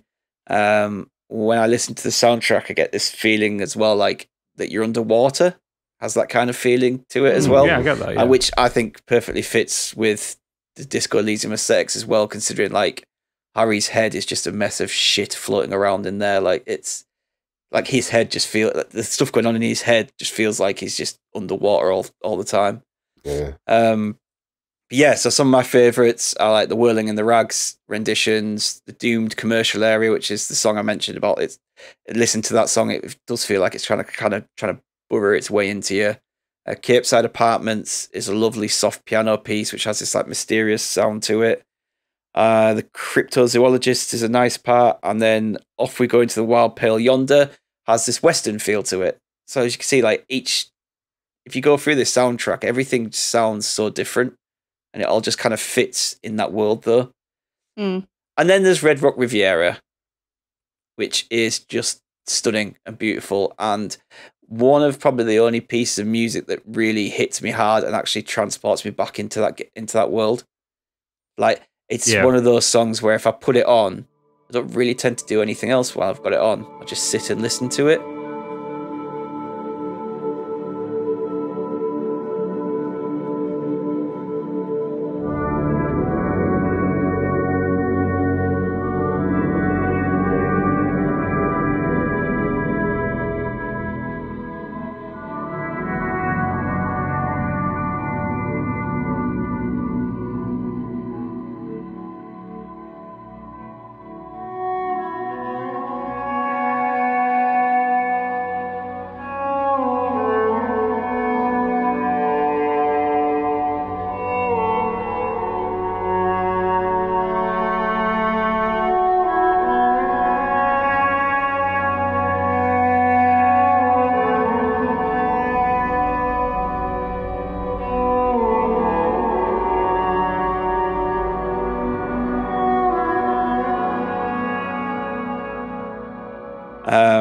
Interesting fact that song, as well as several others on the soundtrack as well, were actually songs that they'd already done. So they took that and other songs and samples from other songs and just messed around with it and reworked it for the game. So Red Rock Riviera is actually wasn't made for the game, but it fits really well within the game. When I listen to Red Rock Riviera now, like, because I've got that kind of synesthesia thing where you listen to music and you get kind of sensory response. It's like I can see snow because it's always that association when you come out of the whirling in rags. That's when Red Rock Riviera plays, when you're in kind of the central part of the map, and it's snowy and it's a bit dirty and a bit grimy, and it's kind of, I get that. I can almost like see snow when I hear it. It's really fucking weird. I mean, might have something to do with the fact it took me like 15 hours to get through Disco Elysium, and I went back and forth a lot on it. Yeah. But it's so good. I kind of love as well that because I'm a fan of Sea Power in general anyway, and one of the things I do kind of love is when I'm listening to just them on Spotify, and then all of a sudden a sample part of a Disco Elysium song will appear in one of their songs. It's just one of those ones where you recognise it and you go, oh yeah. Oh, yeah, I know. A little Easter egg for you, a little treat there. Like it's for me. But yeah, like Disco Elysium, I think the more I think about it, and after I finish that game, I generally consider it one of my favourite games of all time. And the soundtrack is just an extension of that. For me, it's one of the best soundtracks to a game, and it just fits that world and that game so perfectly. It fits the art of the game as well, doesn't it? Like, because the game is such an artistic game in its visual style and what it's trying to achieve, and like the soundtrack is so. The soundtrack is kind of like highfalutin without being highfalutin. It's like it's so conceptual and so intricately woven. Like Stig, you mentioned there, like all the different kind of tracks in there. It took me a long time to get through the game, like a bit longer than most people. I can't remember the transitions between tracks. Everything's so weaved together so perfectly. It's like it's almost like you have this kind of bad comparison, I know, but it's this kind of like almost Looney Tunes style kind of constant bed of music underneath, where it's just everything links so well into each other. You very rarely get moments of silence, and you very rarely get a hard crash between one track and the next. It's just everything's just pulled together, and it's just so subtle. Like I said, like there are different sounds in that game. But if you sit and listen to the soundtrack outside of the game, you'll notice them. But the fact that they're so, like you said, they're so woven together within the game perfectly that you don't notice it. You transition from one area to another, and then you hear the sound, and it's not jarring. Even the moment where you go into Whirling in the Rags, where it's kind of playing that tune, it just fits. It just works. And that tune is now in my head. I can hear that opening little guitar line. Yeah, it's great. I think sometimes with indie games, it can be the soundtrack that's the kind of the magic factor that will lift it up above all the other ones. Yeah, like for Greece, that's like one of the major things for that. Is I did love the aesthetics. The gameplay is kind of average, if being honest. There's nothing massive about gameplay, but like it's the aesthetics and the soundtrack. Like that's. Well, I mean, look at Undertale. Like Toby Fox's soundtrack for Undertale and Deltarune are more famous than the games. Like Megalovania is a fucking meme at this point. And Journey as well. I talk about that all the time, I know, but it's a 3-hour game that essentially could be quite boring, but the soundtrack just makes it just a beautiful experience. I'm with you on that. Excellent choice, Stig. Biggie, what have you got for us? Well, you'll be pleased to know that Jesper Kid does get a look in tonight, because I'm going to be talking about Borderlands. I thought you were going to go for Crash Bandicoot knowing your record. But to be honest, Stig, I'm surprised you didn't bring up the Mario Kart soundtrack. It's on my honourable mentions. So is Crash Team Racing. Yeah. To be fair, the soundtrack to it Crash is pretty good. I just trying to wind big. I know. But Borderlands. First game was released in 2009. Created by Gearbox, published by 2K. It is a loot-driven solo co-op multiplayer series and is as mad as a bag of hammers. It's an action RPG, first-person shooter, and it's basically set in, we could probably describe as a space western sci-fi setting. The soundtrack was, of course, written not just by Jesper Kid. You already know some of the stuff he's done, which also include Hitman and Assassin's Creed, to name a few. Also involved some guys, Raison Varner, Chris Velasco, and Sasha Dickersian. I don't know. These names are getting harder and harder to pronounce. Also known as Sonic Mayhem. There's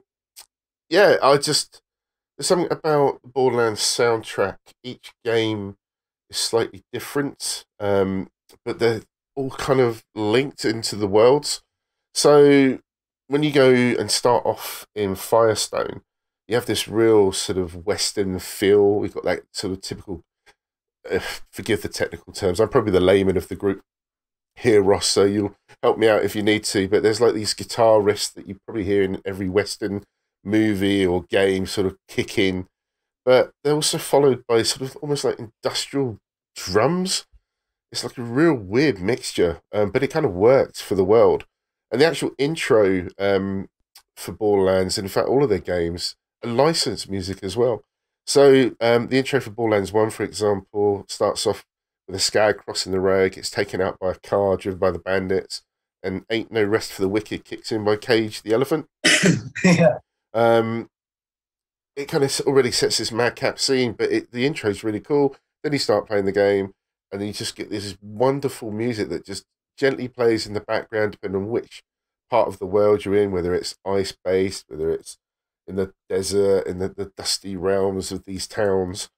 And I just love it. In fact, Borderlands 1 almost had a Middle Eastern vibe with the music as well. It's a real strange mix, which is trying to give across the beautiful cel-shaded artwork, which, again, works with this sort of Western feel, but with this sort of almost cyberpunk lasers and contraptions in the world. And the rampant screaming of Claptrap. Robots. Exactly. But I just love it. It just seems to set the scene for these games. You kind of already know exactly what you're in for as soon as you get that guitar riffs. And then when Borderlands 2 was announced, the game, the trailer came in with Doomsday by Nero, and it went full dubstep. And I forgot that. That's right. Yeah, that didn't hit well, did it? But it sold the game, though. That was the thing. It got everyone excited. It's a mad trailer. There's so much going on. Claptrap obviously makes an appearance, and it sort of announced that it had arrived. Claptrap doing his "I'm dancing," and then again the game starts. The intro kicks in, and then you've got Short Change Hero played by the Heavy. It's a really good song. Such as well. a great song. This ain't no place for no hero. This ain't no place for no better man. This ain't no place for no hero who come home. This ain't no place for no hero then again, you start playing the game, and this time it's got that sort of more, what is it? Sort of again that Western feel, but this time they went with what did I say? Just bear with me a second. Yeah, but then it had a sort of almost like a techno-organic sound. It's just really hard to. It was sort of progressive from the first game, but still kind of sounded similar, but had moved on. And then once you had that, you had the prequel was released, and this is the strangest trailer of all because it launched with the final countdown. Every game should launch with the final countdown again, leading it out. Same thing. Screen lit up in a flurry of colours, bullets and lasers. Got everyone ready for that game, which was actually developed by the Australian team of 2K, from what I remember, or Gearbox, so to say. Kind of worked, but it had a more spacey feel with a grander synth techno industrial sound. I mean, Ross, tell me if these things even exist. I can tell you what the amalgamation of the sounds are. This is how it sounds to me. No, those are good adjectives. I don't think there's a genre name for it. And then finally, Borderlands 3, the official trailer came out with Can't Hold Me Down by Grizz. And this was also done by Jesper Kidd, who was on pretty much every single one of the games. But this time he worked with Michael McCann, who I love from Deus Ex. And this time the game was like a combination of all three of the previous games. So it's just this feel of, you feel like every game that you're playing in Borderlands, you feel like you're in the same universe. But the soundtrack to all the different planets that you go to, the areas, all have a different theme, but they kind of link. Again, almost similar to like Disco Elysium. They just seem to fit together. They sell the area that you're in. When you're in the middle of a fight, yes, the music kicks into that sort of boss battle music. And then as soon as that battle's over, the background music slowly comes back in again. It's great. It's brilliantly done. And I just think it works well with the aesthetics, the tone of the games. I love it. Massive fan. It's all such a wonderful assault on the senses, isn't it? Borderlands, you know, with the amount of things that are going on screen with the soundtrack as well. And I normally struggle with things getting overwhelming, but Borderlands just works so well. The music goes so well with what's happening on screen. It's never too much to cope with. Yeah, it's amazing. My favorite thing about that whole game was the gun that was a really powerful gun, but it spoke, and it was like a really annoying surfer dude. Almost a sarcastic gun. Like, you had to make the choice of, do you want to use this awesome gun? But you have to deal with him saying like things zoomed in. He'd be like, zoom it in.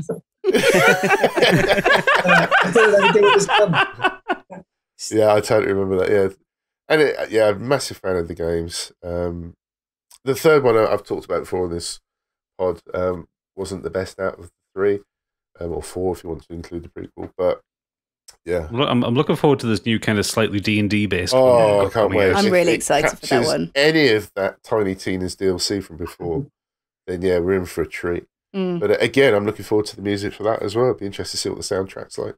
Yeah, it'd be interesting to see if they've kind of steered away from it being too Borderlandsy, because it looks like they've certainly made a few changes, obviously with the gameplay, but in the actual aesthetic style as well, it looks like it's slightly different. So it'll be interesting to see, like you said. So yeah, I'm excited for that one. I like the what you said about the use of licensed tracks. Candy had mentioned it for Death Stranding as well. Like when you find the perfect licensed track and it's placed well within a game, it can work just as well as like the piece that might be composed or made for the game purposely. I not just because you're on, Ross, but Cyberpunk obviously has one of those perfect ones with Run the Jewels to start the game with. Like for me, I just think it works really well. Actually, I really like that the band. I really like that track, and it just worked really well for that kind of cutscene it shows of you. And I think I forgot the guy's name now. V, yeah. I just really like that opening sections. Just it works really well for that. Licensed tracks are tricky because if you're a mega company and you've got all the money in the world, it's not a problem. But licensing a track for a game, you would not believe the amount of money it costs. I can imagine. Most of the times on games I've worked on, at some point, like creative directors on the income end, it's like, I thought we could maybe use like this, like Madonna track would be fun for that bit. But yeah, that's probably going to be about £500,000 if you want to use that. So this is why Rockstar haven't released GTA 6 yet. They're still paying off the licensing costs for the radio in GTA 5. Rockstar an absolute fortune then. Well, especially because there's obviously, I don't know if there's a limit on the amount of time you can use it, because they keep re-releasing that game. You say about Skyrim, but GTA has been going 10 odd years. Has the in-game playlist changed because of that exact reason? The licenses have gone for some of the tracks they've had to pull them and put other stuff in, I'm sure. I think streaming has caused problems because it negates some of the aspects of the original This is really boring. I don't know. The streaming has changed a lot of the original contracts for games. That the game, the games are still going, but now people are streaming on Twitch and stuff, and that wasn't accounted for in original contracts. It's the most boring thing I've ever said. I'm so sorry. It's one of the things that's it's not necessarily related to games, but I remember reading about this, which is if you watch Scrubs on like modern streaming platforms, like Scrubs orchestrated a lot of the comedy, but also a lot of the drama around the licensed soundtrack that they had for the episodes. But when it went on to like Netflix or Hulu or wherever you watch it now, they had to go back in and re-edit the episodes with different stock music because they couldn't have like Coldplay or shit like that. It's happening for TV, but it's happening for games as well. It's like the Tony Hawk's 1 and 2 remaster. They got most of the soundtrack there, but there was some. Yeah. I think, could they not get Public Enemy or could they not get Rage Against the Machine? There was someone that they couldn't get because they went, no, we're not doing that now. you get it with pro wrestling. You go back and see them, and sometimes the music makes the moment, like I've talked about before with the Sandman coming out to Enter Sandman, and then when the licensing runs out and you go and watch like the repeat that they've put on their official YouTube channel, and it's just some absolute generic bullshit, and you're like, this doesn't work. It's like, why can't they get one of those guys that does the piano music in elevators to do like Enter the Sandman, but just on a Hulk piano? Hogan, when he was Hollywood Hogan, used to come out to Jimi Hendrix, and then if you go back and watch the actual the entrance way back, I think against The Rock, when he comes out, it's just like it generally is just it's like that just doesn't work. It just sounds shit. It sounds like they've overdubbed it. It doesn't work at all. I think you have to pay a license, even if it's a cover version of the song, even if it's just the elevator music. Because I know in pubs and stuff, if you have bands that play cover songs, you still have to pay your PRS license. Yep. So yeah, that's an interesting one. Yeah, I've just realised Borderlands 2 has How You Like Me Now at the end of the game as well from the Heavies. There's 2 of their tracks in that game. Just a quick one on GTA. The game has made $6 billion, so I'm pretty sure they're all right for paying license tracks. Just finished paying it off. Yeah, I think they're all right. I built a full Madonna for the next one. Let's hope not. Nice. Ross, what have you brought for us? Right, so soundtrack-wise, and I guess slightly composer-wise, there's a formative one from when I was little that I think is just, I still love now. There's, I think the one that first sort of woke me up to the idea of game soundtracks in the, about 2000.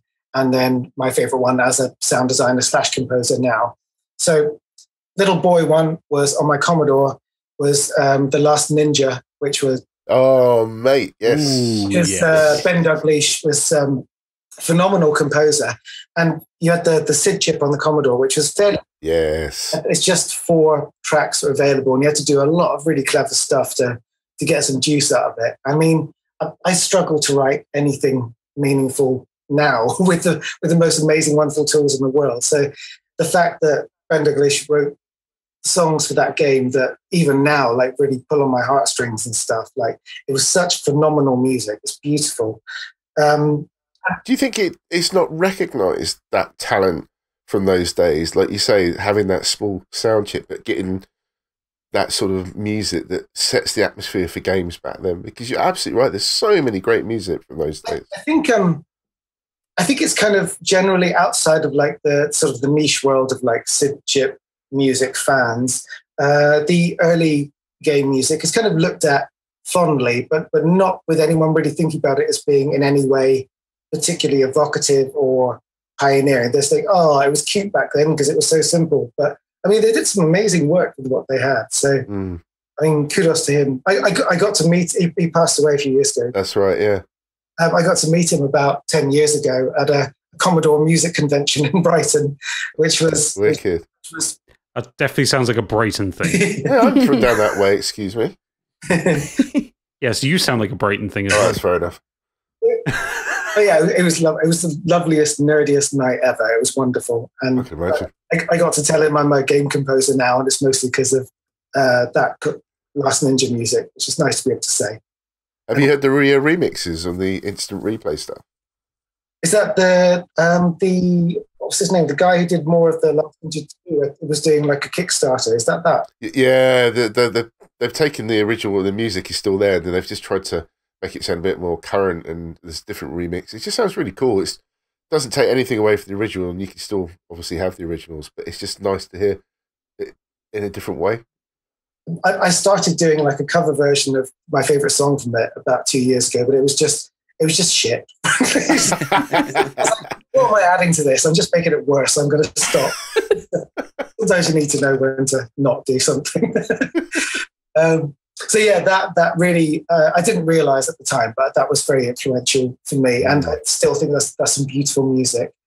Then I think after that, the first one that really stood out for me, although by the time I got to about 20, I was listening to quite a lot of the soundtracks a bit more consciously, but the original Timesplitters soundtrack by Graham Norgate, who also did GoldenEye, that was the first time when me and my friends were playing it, and we were consciously, like, it was nice. You could select when you were doing multiplayer matches, you could choose the song, which was good in the way that I think it would give you a recommended, but you could change to the one you liked.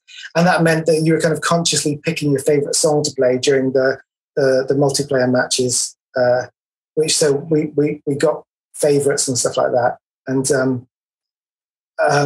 we loved that music. And I ended up running into him at a gig for my band, and he likes my music and I liked his music. And now me and him have been doing stuff ever since. It's my best buddy. We do. Wow.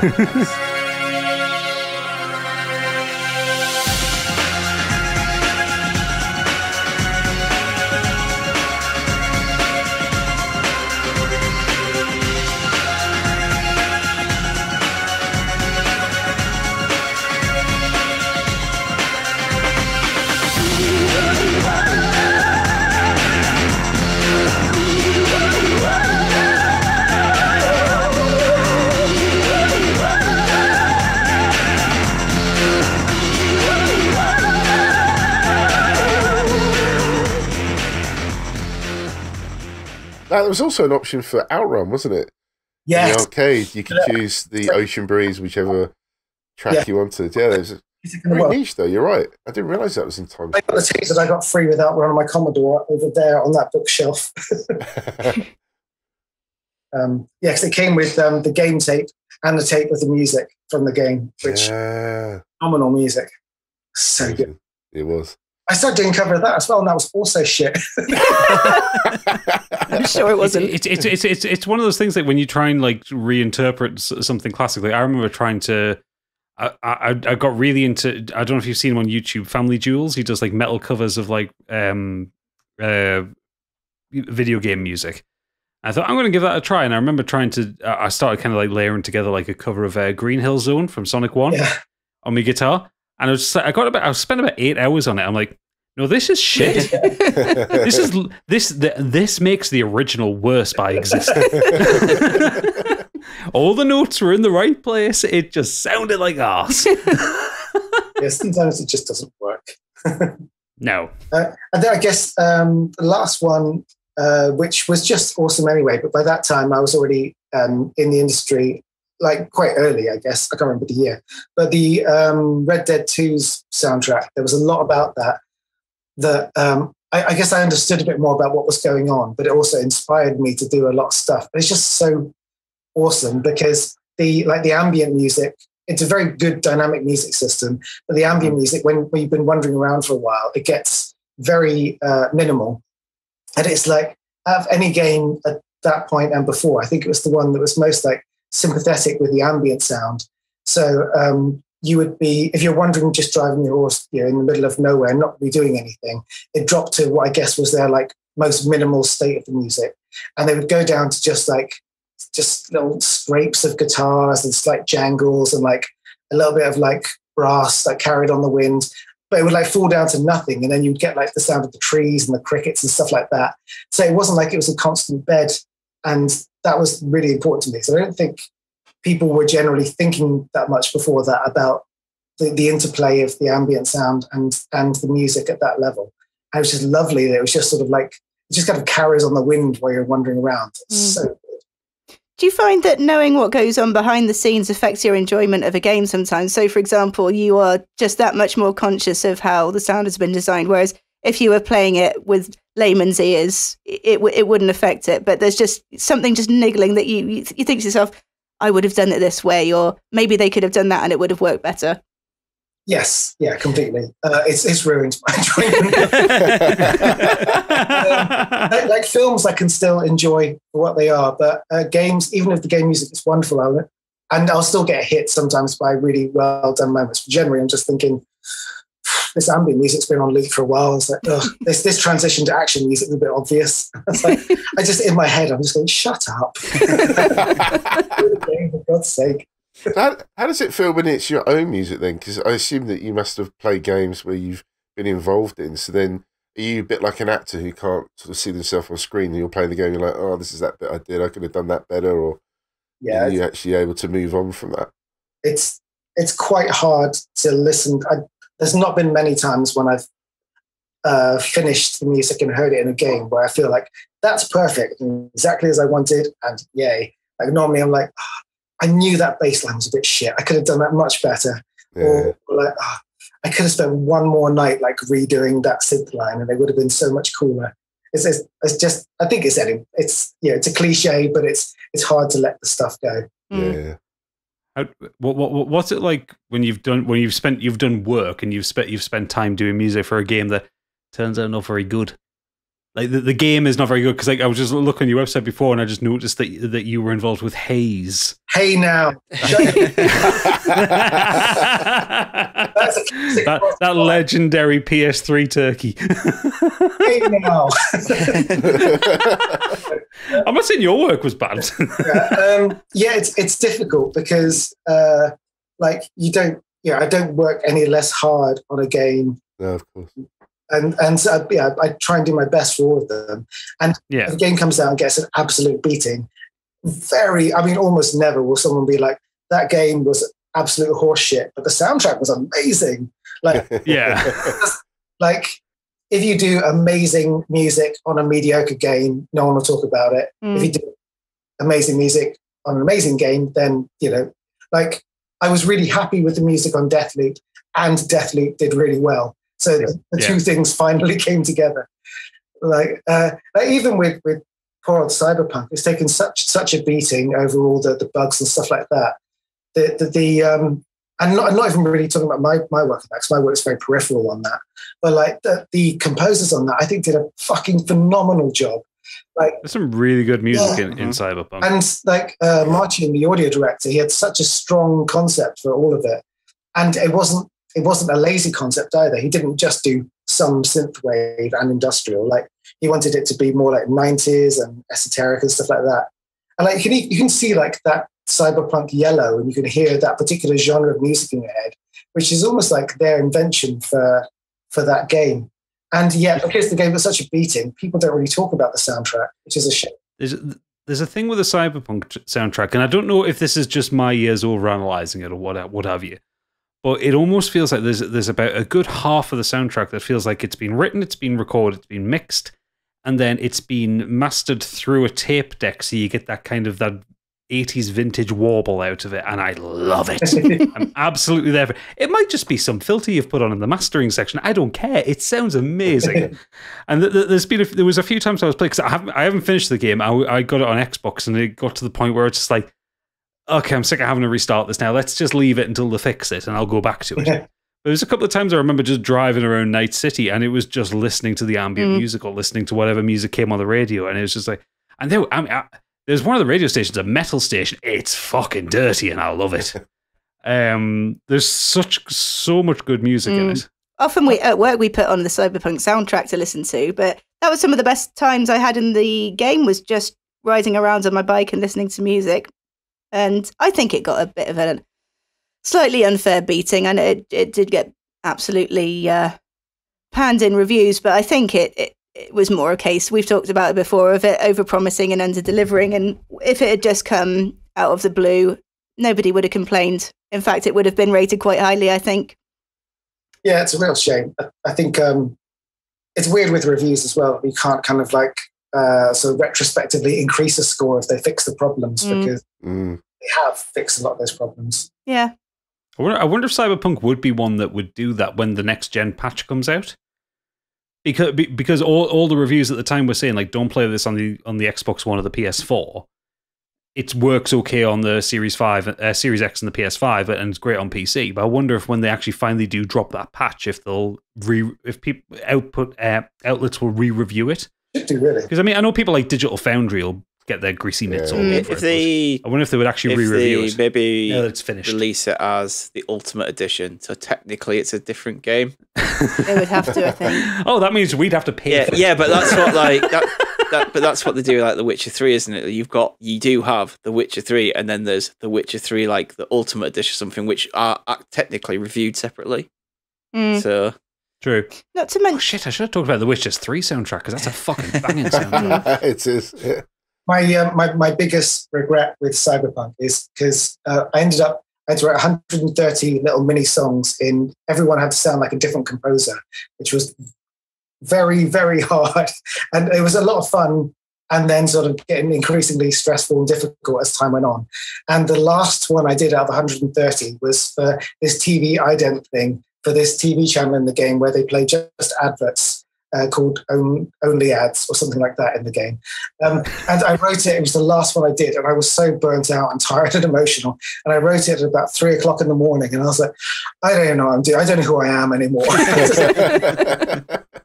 So was that your contribution to Cyberpunk? Was it like incidental kind of like background music, TV music, radio music, that kind of thing? Banners and TV ads and all that stuff. So it was like all the in-world stuff. And that was the last one I did. And it was ridiculous and weird. And I was like, fuck it. I think, whatever. This is a thing. And that is like the most prominent one that everyone everywhere all the time. I was going to say maybe the crushing depression actually helped the project. I played the game. I was like, no, not that one. Right, so I was just looking at my notes here. I've just noticed something. Are you aware of the Easter egg in Homefront: The Revolution? Well, the Timesplitters 2 arcade machine. Yeah. There's a great story behind that where whoever the fan was in Homefront put the arcade machine in there with the game Timesplitters, but it's supposed to be one level. Yeah. But they've actually it's a whole bloody game. Put a code in there that you can type in, or however it works, that you get the whole game, including the multiplayer side of it, apparently. But the code was lost apparently to the world, and no one knew how to do it. And then somebody got in touch on Twitter with the guy that put that in there, and he's like, yeah, I've got the code somewhere or something. He actually had it. and it went out onto the internet, so now anyone that gets that game gets Timesplitters 2 as well. Amazing. That was such a good game too. Yeah. I don't know if it's this. I think it's probably the same person. I won't say his name in case he doesn't of course. talk about it, but a coder who was with us still by the time we were Dan Buster was like with us back at Free Radical, and he made a version of Timesplitters that had a grid of about 100 versions of the game that you looked at once and played with one controller. But like the game diverged because of like slight random changes and things like that, and AI behavior and stuff. So you have to play all 100 versions of the game at once on one controller, even though different things were happening on different variants. That's insane. Yeah, it's pretty cool. I just have fond memories of playing those games, but I'd actually like to play that. I have no idea how they sort of hold up now. But I wish they'd release a new one. It works so well now with online multiplayer, you know. Yeah. Well, Free Radical's back, the company that made. They are. Yeah. Fingers crossed. You never know. Excellent choices, everyone. Moving on, we're going to do something slightly different. We don't have a bulging sack this week. We have a heaving chest, being as I'm in charge. Hey, like it. A heaving chest of listener mail. Okay, fair enough. Well, Your look of absolute panic, Gadget. I was What going do to you say, mean? What are you doing? This is my bit. I thought she was taking the piss out of me. I'm sat here cuddling a pillow against my chest. No, that's a wheezing chest. You just want to hug. Poor maid of crisp Stig. I am, fortunately. So, so starting off, Smashes Claire's jumped in with, I'm sorry, Biggie, this is going to trigger the fuck out of you. I would argue for the boss music in Dark Souls, but I don't want poor Biggie to have to hear the Ornstein and Smo music again. Man, I got stuck. That's probably the longest I got stuck so far in that game. Oh, that battle. And it is, the music is incredible, but I got sick of hearing that shit, I tell you. It was like 3 streams it took you to is. get through them or something. It was like nearly 50 attempts. Damn. But, I mean, the Ornstein Smo music is fucking great. And you then finish off, it's between that and Father Gascoigne's theme from Bloodborne, which is leads us into John Cheetham, who says, Father Gascoigne's theme from Bloodborne, called The Hunter, is incredible. Became one of my most played tracks on Spotify. I'm not ashamed of that. It's essential, in fact, as once the theme gets to the best bit during the boss battle, one of us is usually dead about 15 seconds later, so I don't get to hear it for long. I mean, he's not wrong there. Like, the Gascoigne's theme is amazing, and actually all the Bloodborne music is fantastic. It's this kind of really dark orchestral music. Although I'll probably say the Lady Maria track is better, but that's me.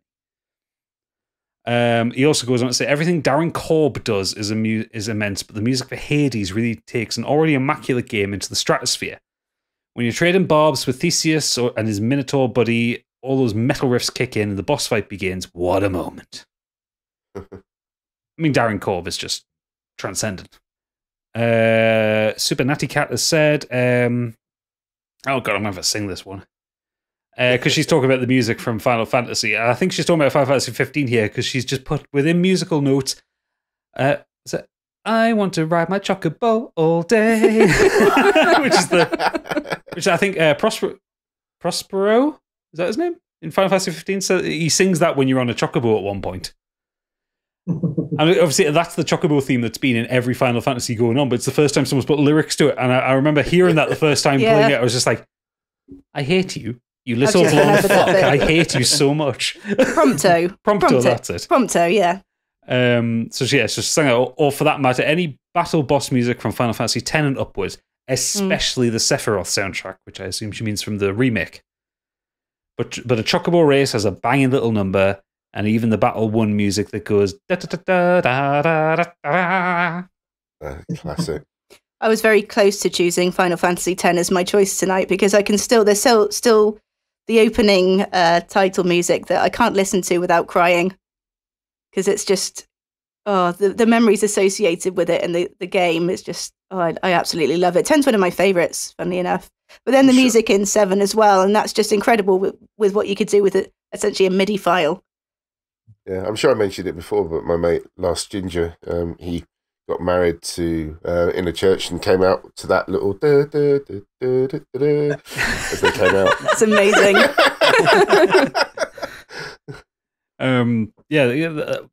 The MIDI files that Nobuo Uematsu put together for Final Fantasy 7, 8, and 9, it was just the unreal. Like the amount of composition that goes in there for these tiny little music files. It's all down to the sound chip on the PS1.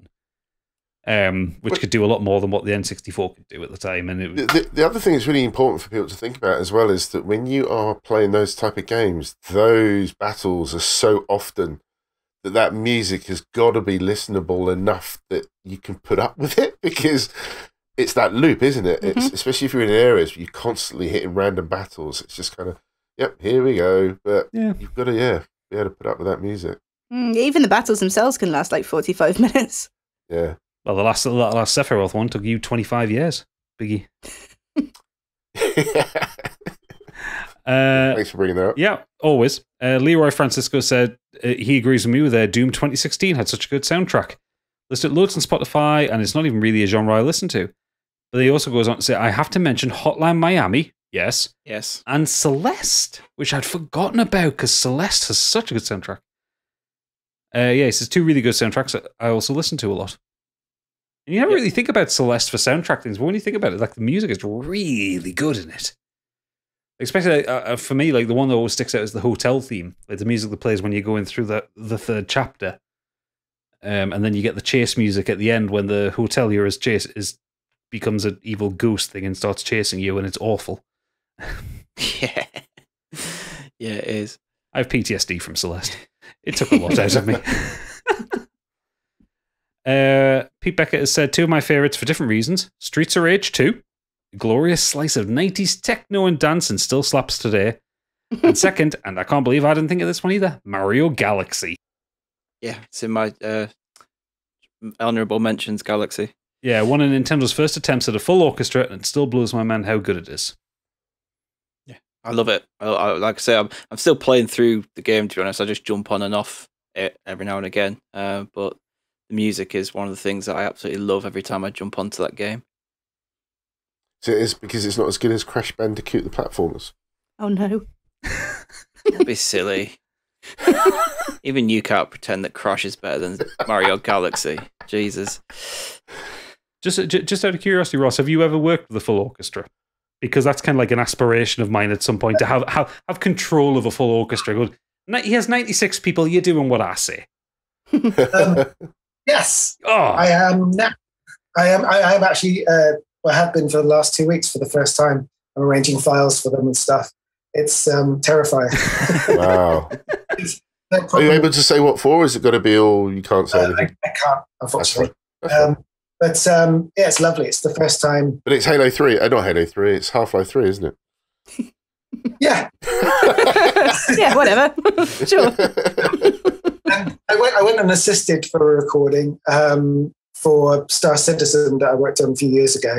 But that wasn't my music. I was just there making sure they made the files right for our the way we needed stuff. But it's still amazing. Like our composer had like this theme, like a really big. It's like an 80-piece orchestra, and they did like a first run just to give it a go. And they all just like turned up and sat down and had the sheet music in front of them, and they're like, "Go!" And just like boom, the whole orchestra just burst out into this. And I'm like, the fuck! And it was just the three of us sitting in this amazing orchestra hall in Bratislava with an orchestra performing the whole thing for us that they'd never seen before in their lives. It was insane. Yep. Wow. People who make a living in an orchestra are scary good at music. Mm. They're also, which I never would have presumed, they're like naughty children. Like we were up in the audio booth for a lot of it, and the conductor would be like, "Shut up! Shut up! Shut it. All right, shut it. We're going to do another." What did I just say? There's that weird thing. I assume it's the same with orchestras as it is when you're like in a band with people where you're in between takes or you're in between sessions or whatever, and like everyone's just sat there and they're just playing their instruments, and you get this horrible cacophony. But there's always the stereotypical thing. I don't know if it's just from watching old cartoons or whatever, where like the orchestra's getting ready and they all tune up and end up in tune at the same time, and it's like this noise that comes together in one note. It's like, that never happens. But every time I've been in a practice room with other people, it's like I'm noodling on the guitar, the drummer's kind of doing a jazz beat. It just sounds like something fucking awful. Is that like the Sony PlayStation 3 intro when you turn that on? Because I hadn't put that together. Like my brain hadn't put that, because they came in and like they tuned up, and then they're like, "Okay, ready," and they all do a C. I was like, PlayStation. It is, isn't it? That's how it works. It's just The stupid part of my brain just put that together. Meanwhile, the choir is singing Sega.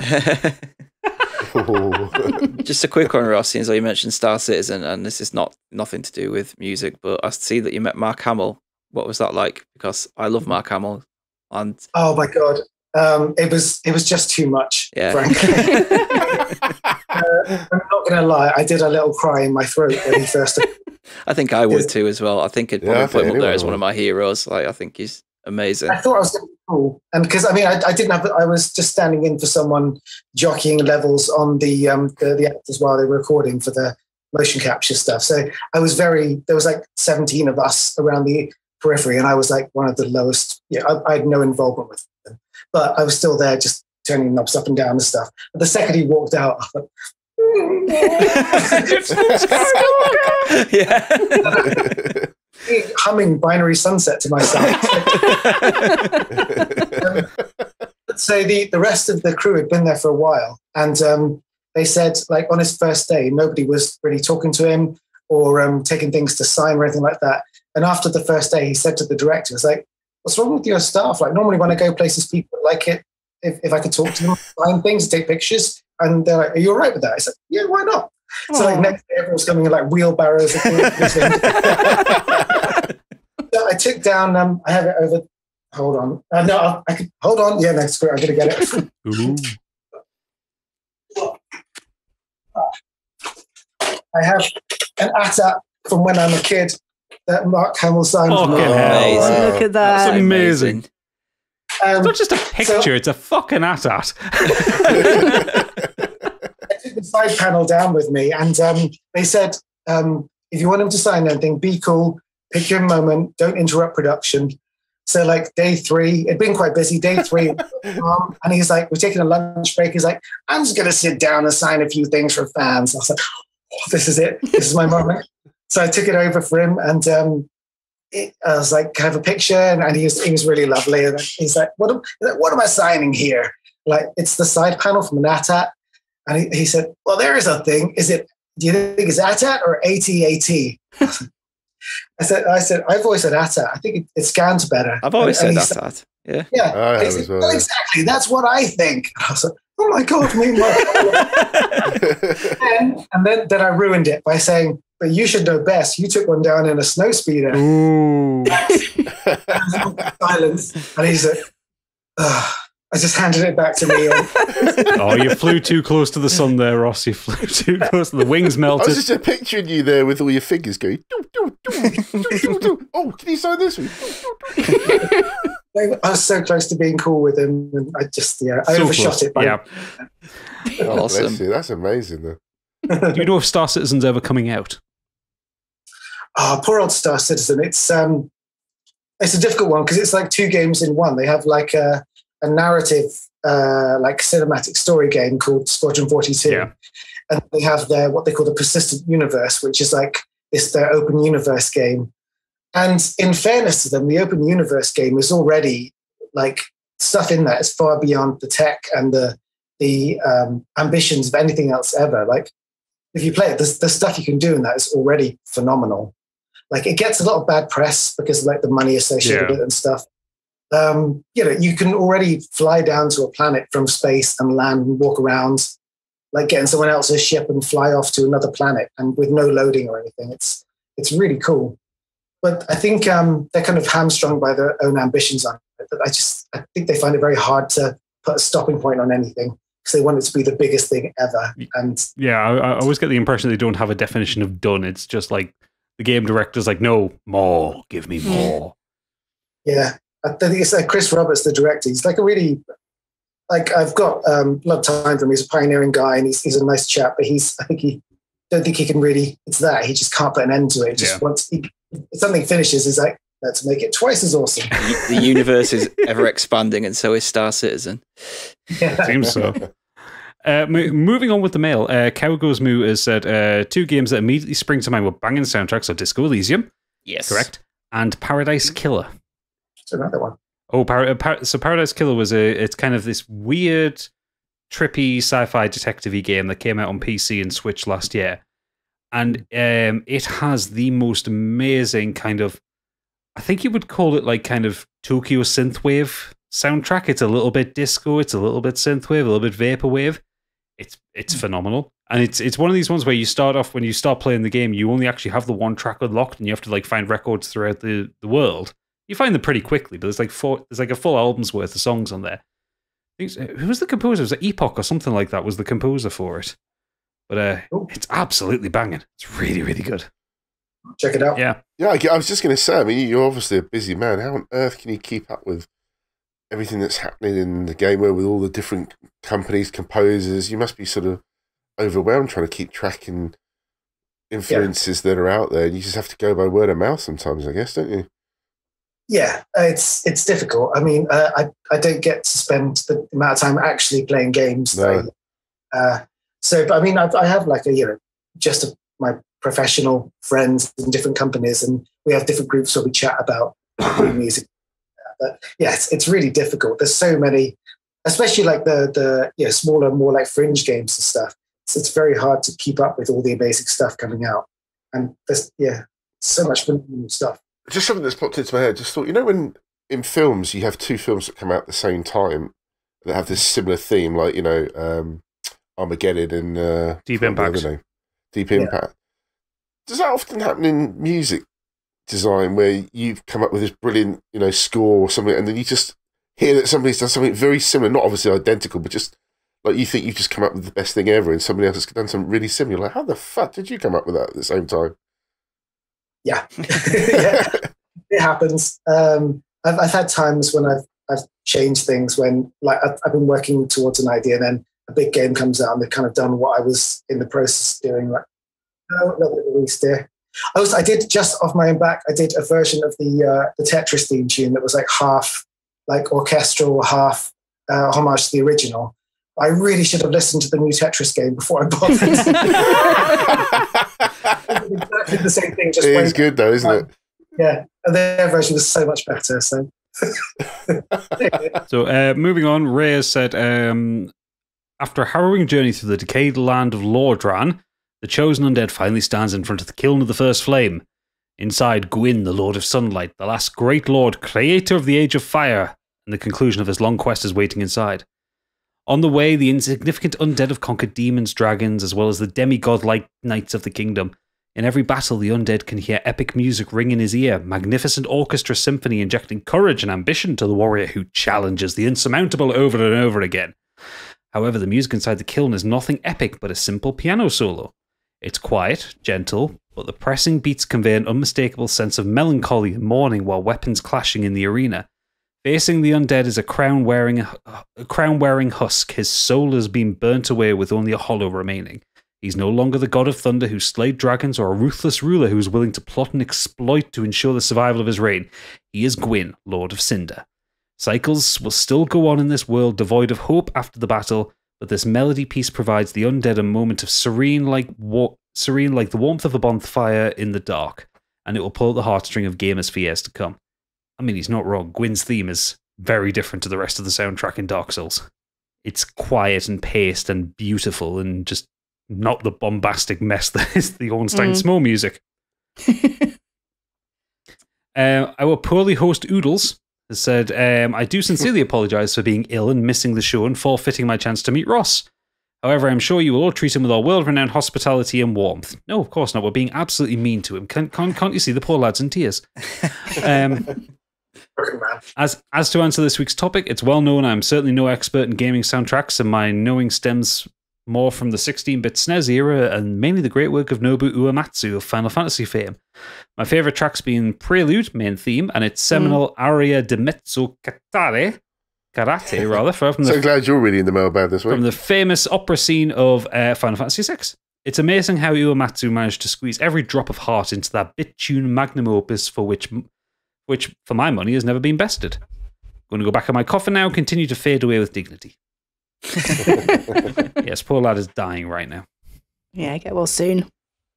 Is that it for our heaving chest? No, it's still heaving. There's a lot more to come. So I'm going to start rattling through these ones quickly. Nimrod Hicks has said, Dear Magnificent Ear Candy, my shout for the game soundtrack is for the 1983 ZX Spectrum classic Manic Miner. Nice. The music for this game is an assault on the senses, from its title screen music, which is an ear-bending version of the Blue Danube, played with by what sounds like a madman on acid having a fight with a stylophone, to the monstrous drone of Edvard Grieg's main theme, which plays throughout the game's ridiculously hard playthrough. Myself and my brothers played the game for like 1 billion hours when we were kids, and although the music is harsh to the ear, it evokes many fond memories. I mean, Manic Miner's got some fucking great music to it. It did, yeah. Monty on the Run is one of mine. Best Boy Angry Kurt has said, I've written many times about the excellence of Hotline Miami, and that is partly due to its soundtrack. Even the sequel, the soundtrack was still great, and I've gone on to follow some of the artists. If I could recommend any track and artist, it would be the cover of Maniac from Carpenter Brute, who featured on Hotline Miami 2. Other favourites I've seen people bring up are Doom 2016, Doom Eternal, and Mario Galaxy, and the Halo series. But I also want to give a shout out to Katana Zero, which has a similarly sounded soundtrack to Hotline Miami and nearly equals it. I don't think I've played Katana Zero. Have I played Katana Zero? I haven't played it. And last up, is it last up? Yes, it's last up. We have Deadbeat Punk, because he sent in another fucking essay. Yeah. Told him to send one Literally in. just as we were recording as well. Yeah. Came well Done it late. on purpose. Yeah. Dearest mock essentialists.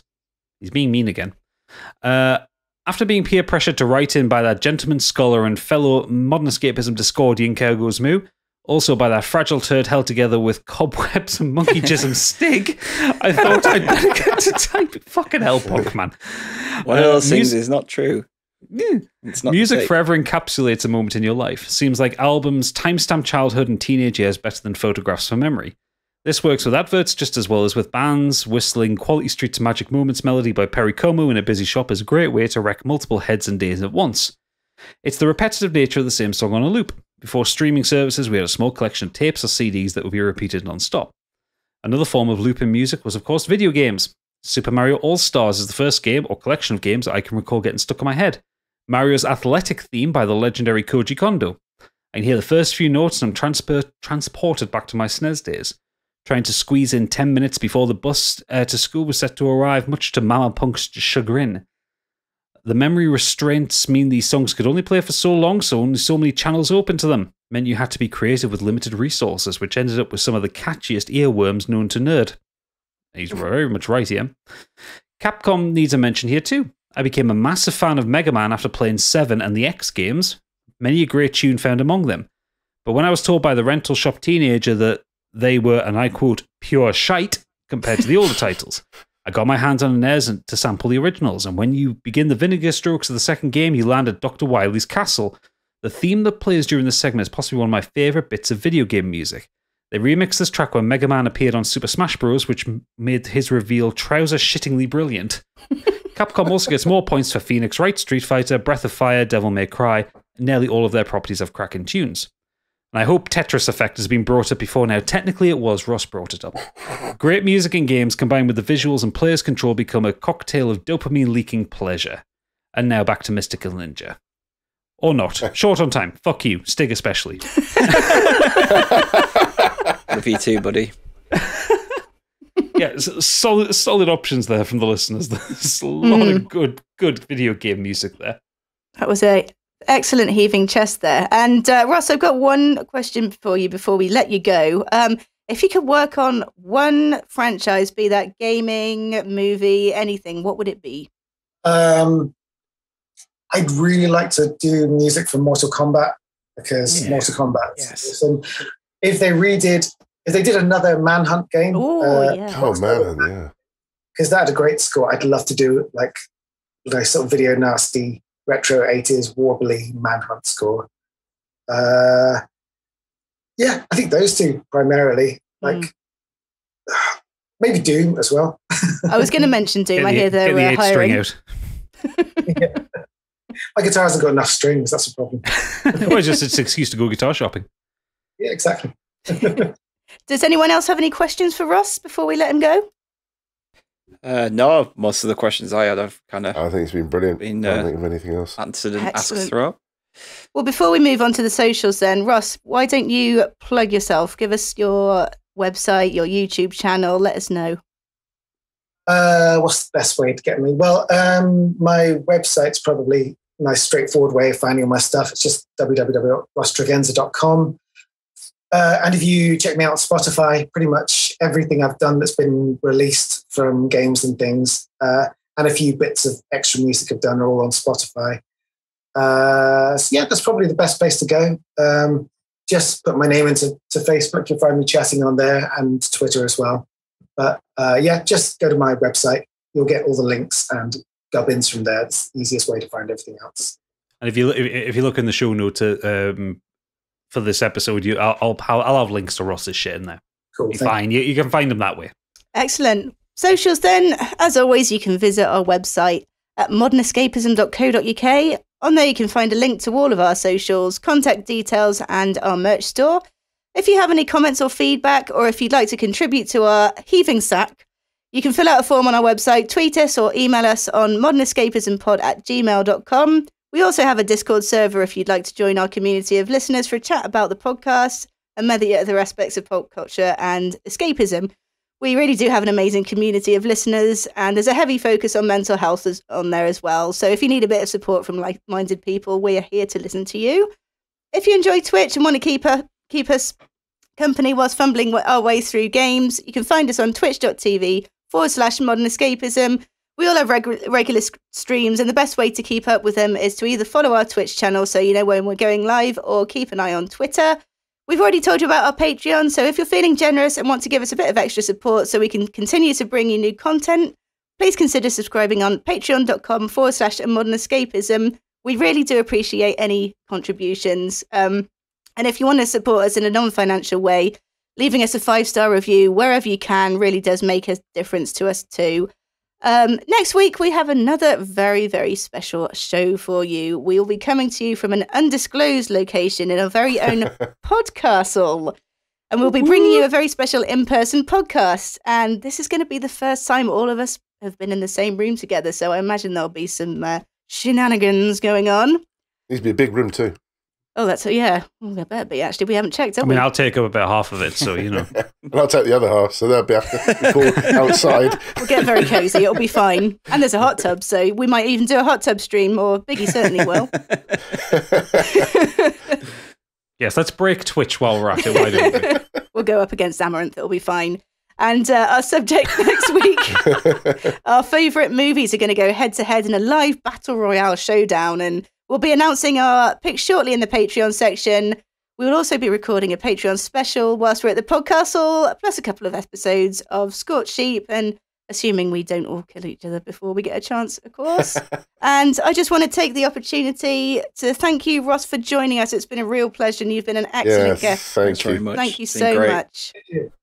A lovely time. Thank you so much. And that's it. You're dismissed. You may go. I will give you a message shortly to say thank you again. But yeah, as I said, been a wonderful guest, and it's been lovely to speak to you finally properly. Thanks for your time. Yeah. Much appreciated. Yes, thank you so much, Ross. See you later. Bye. Yeah. Right, that's it for the main show. Thank you as always for joining us. And if you are a Patreon, you can meet us, as Oodle says, round the back.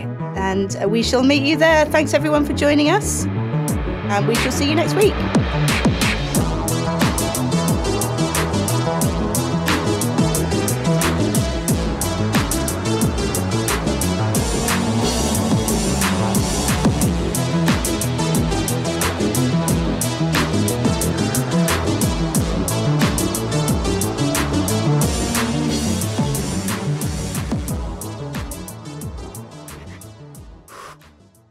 Whoa, what a hunk.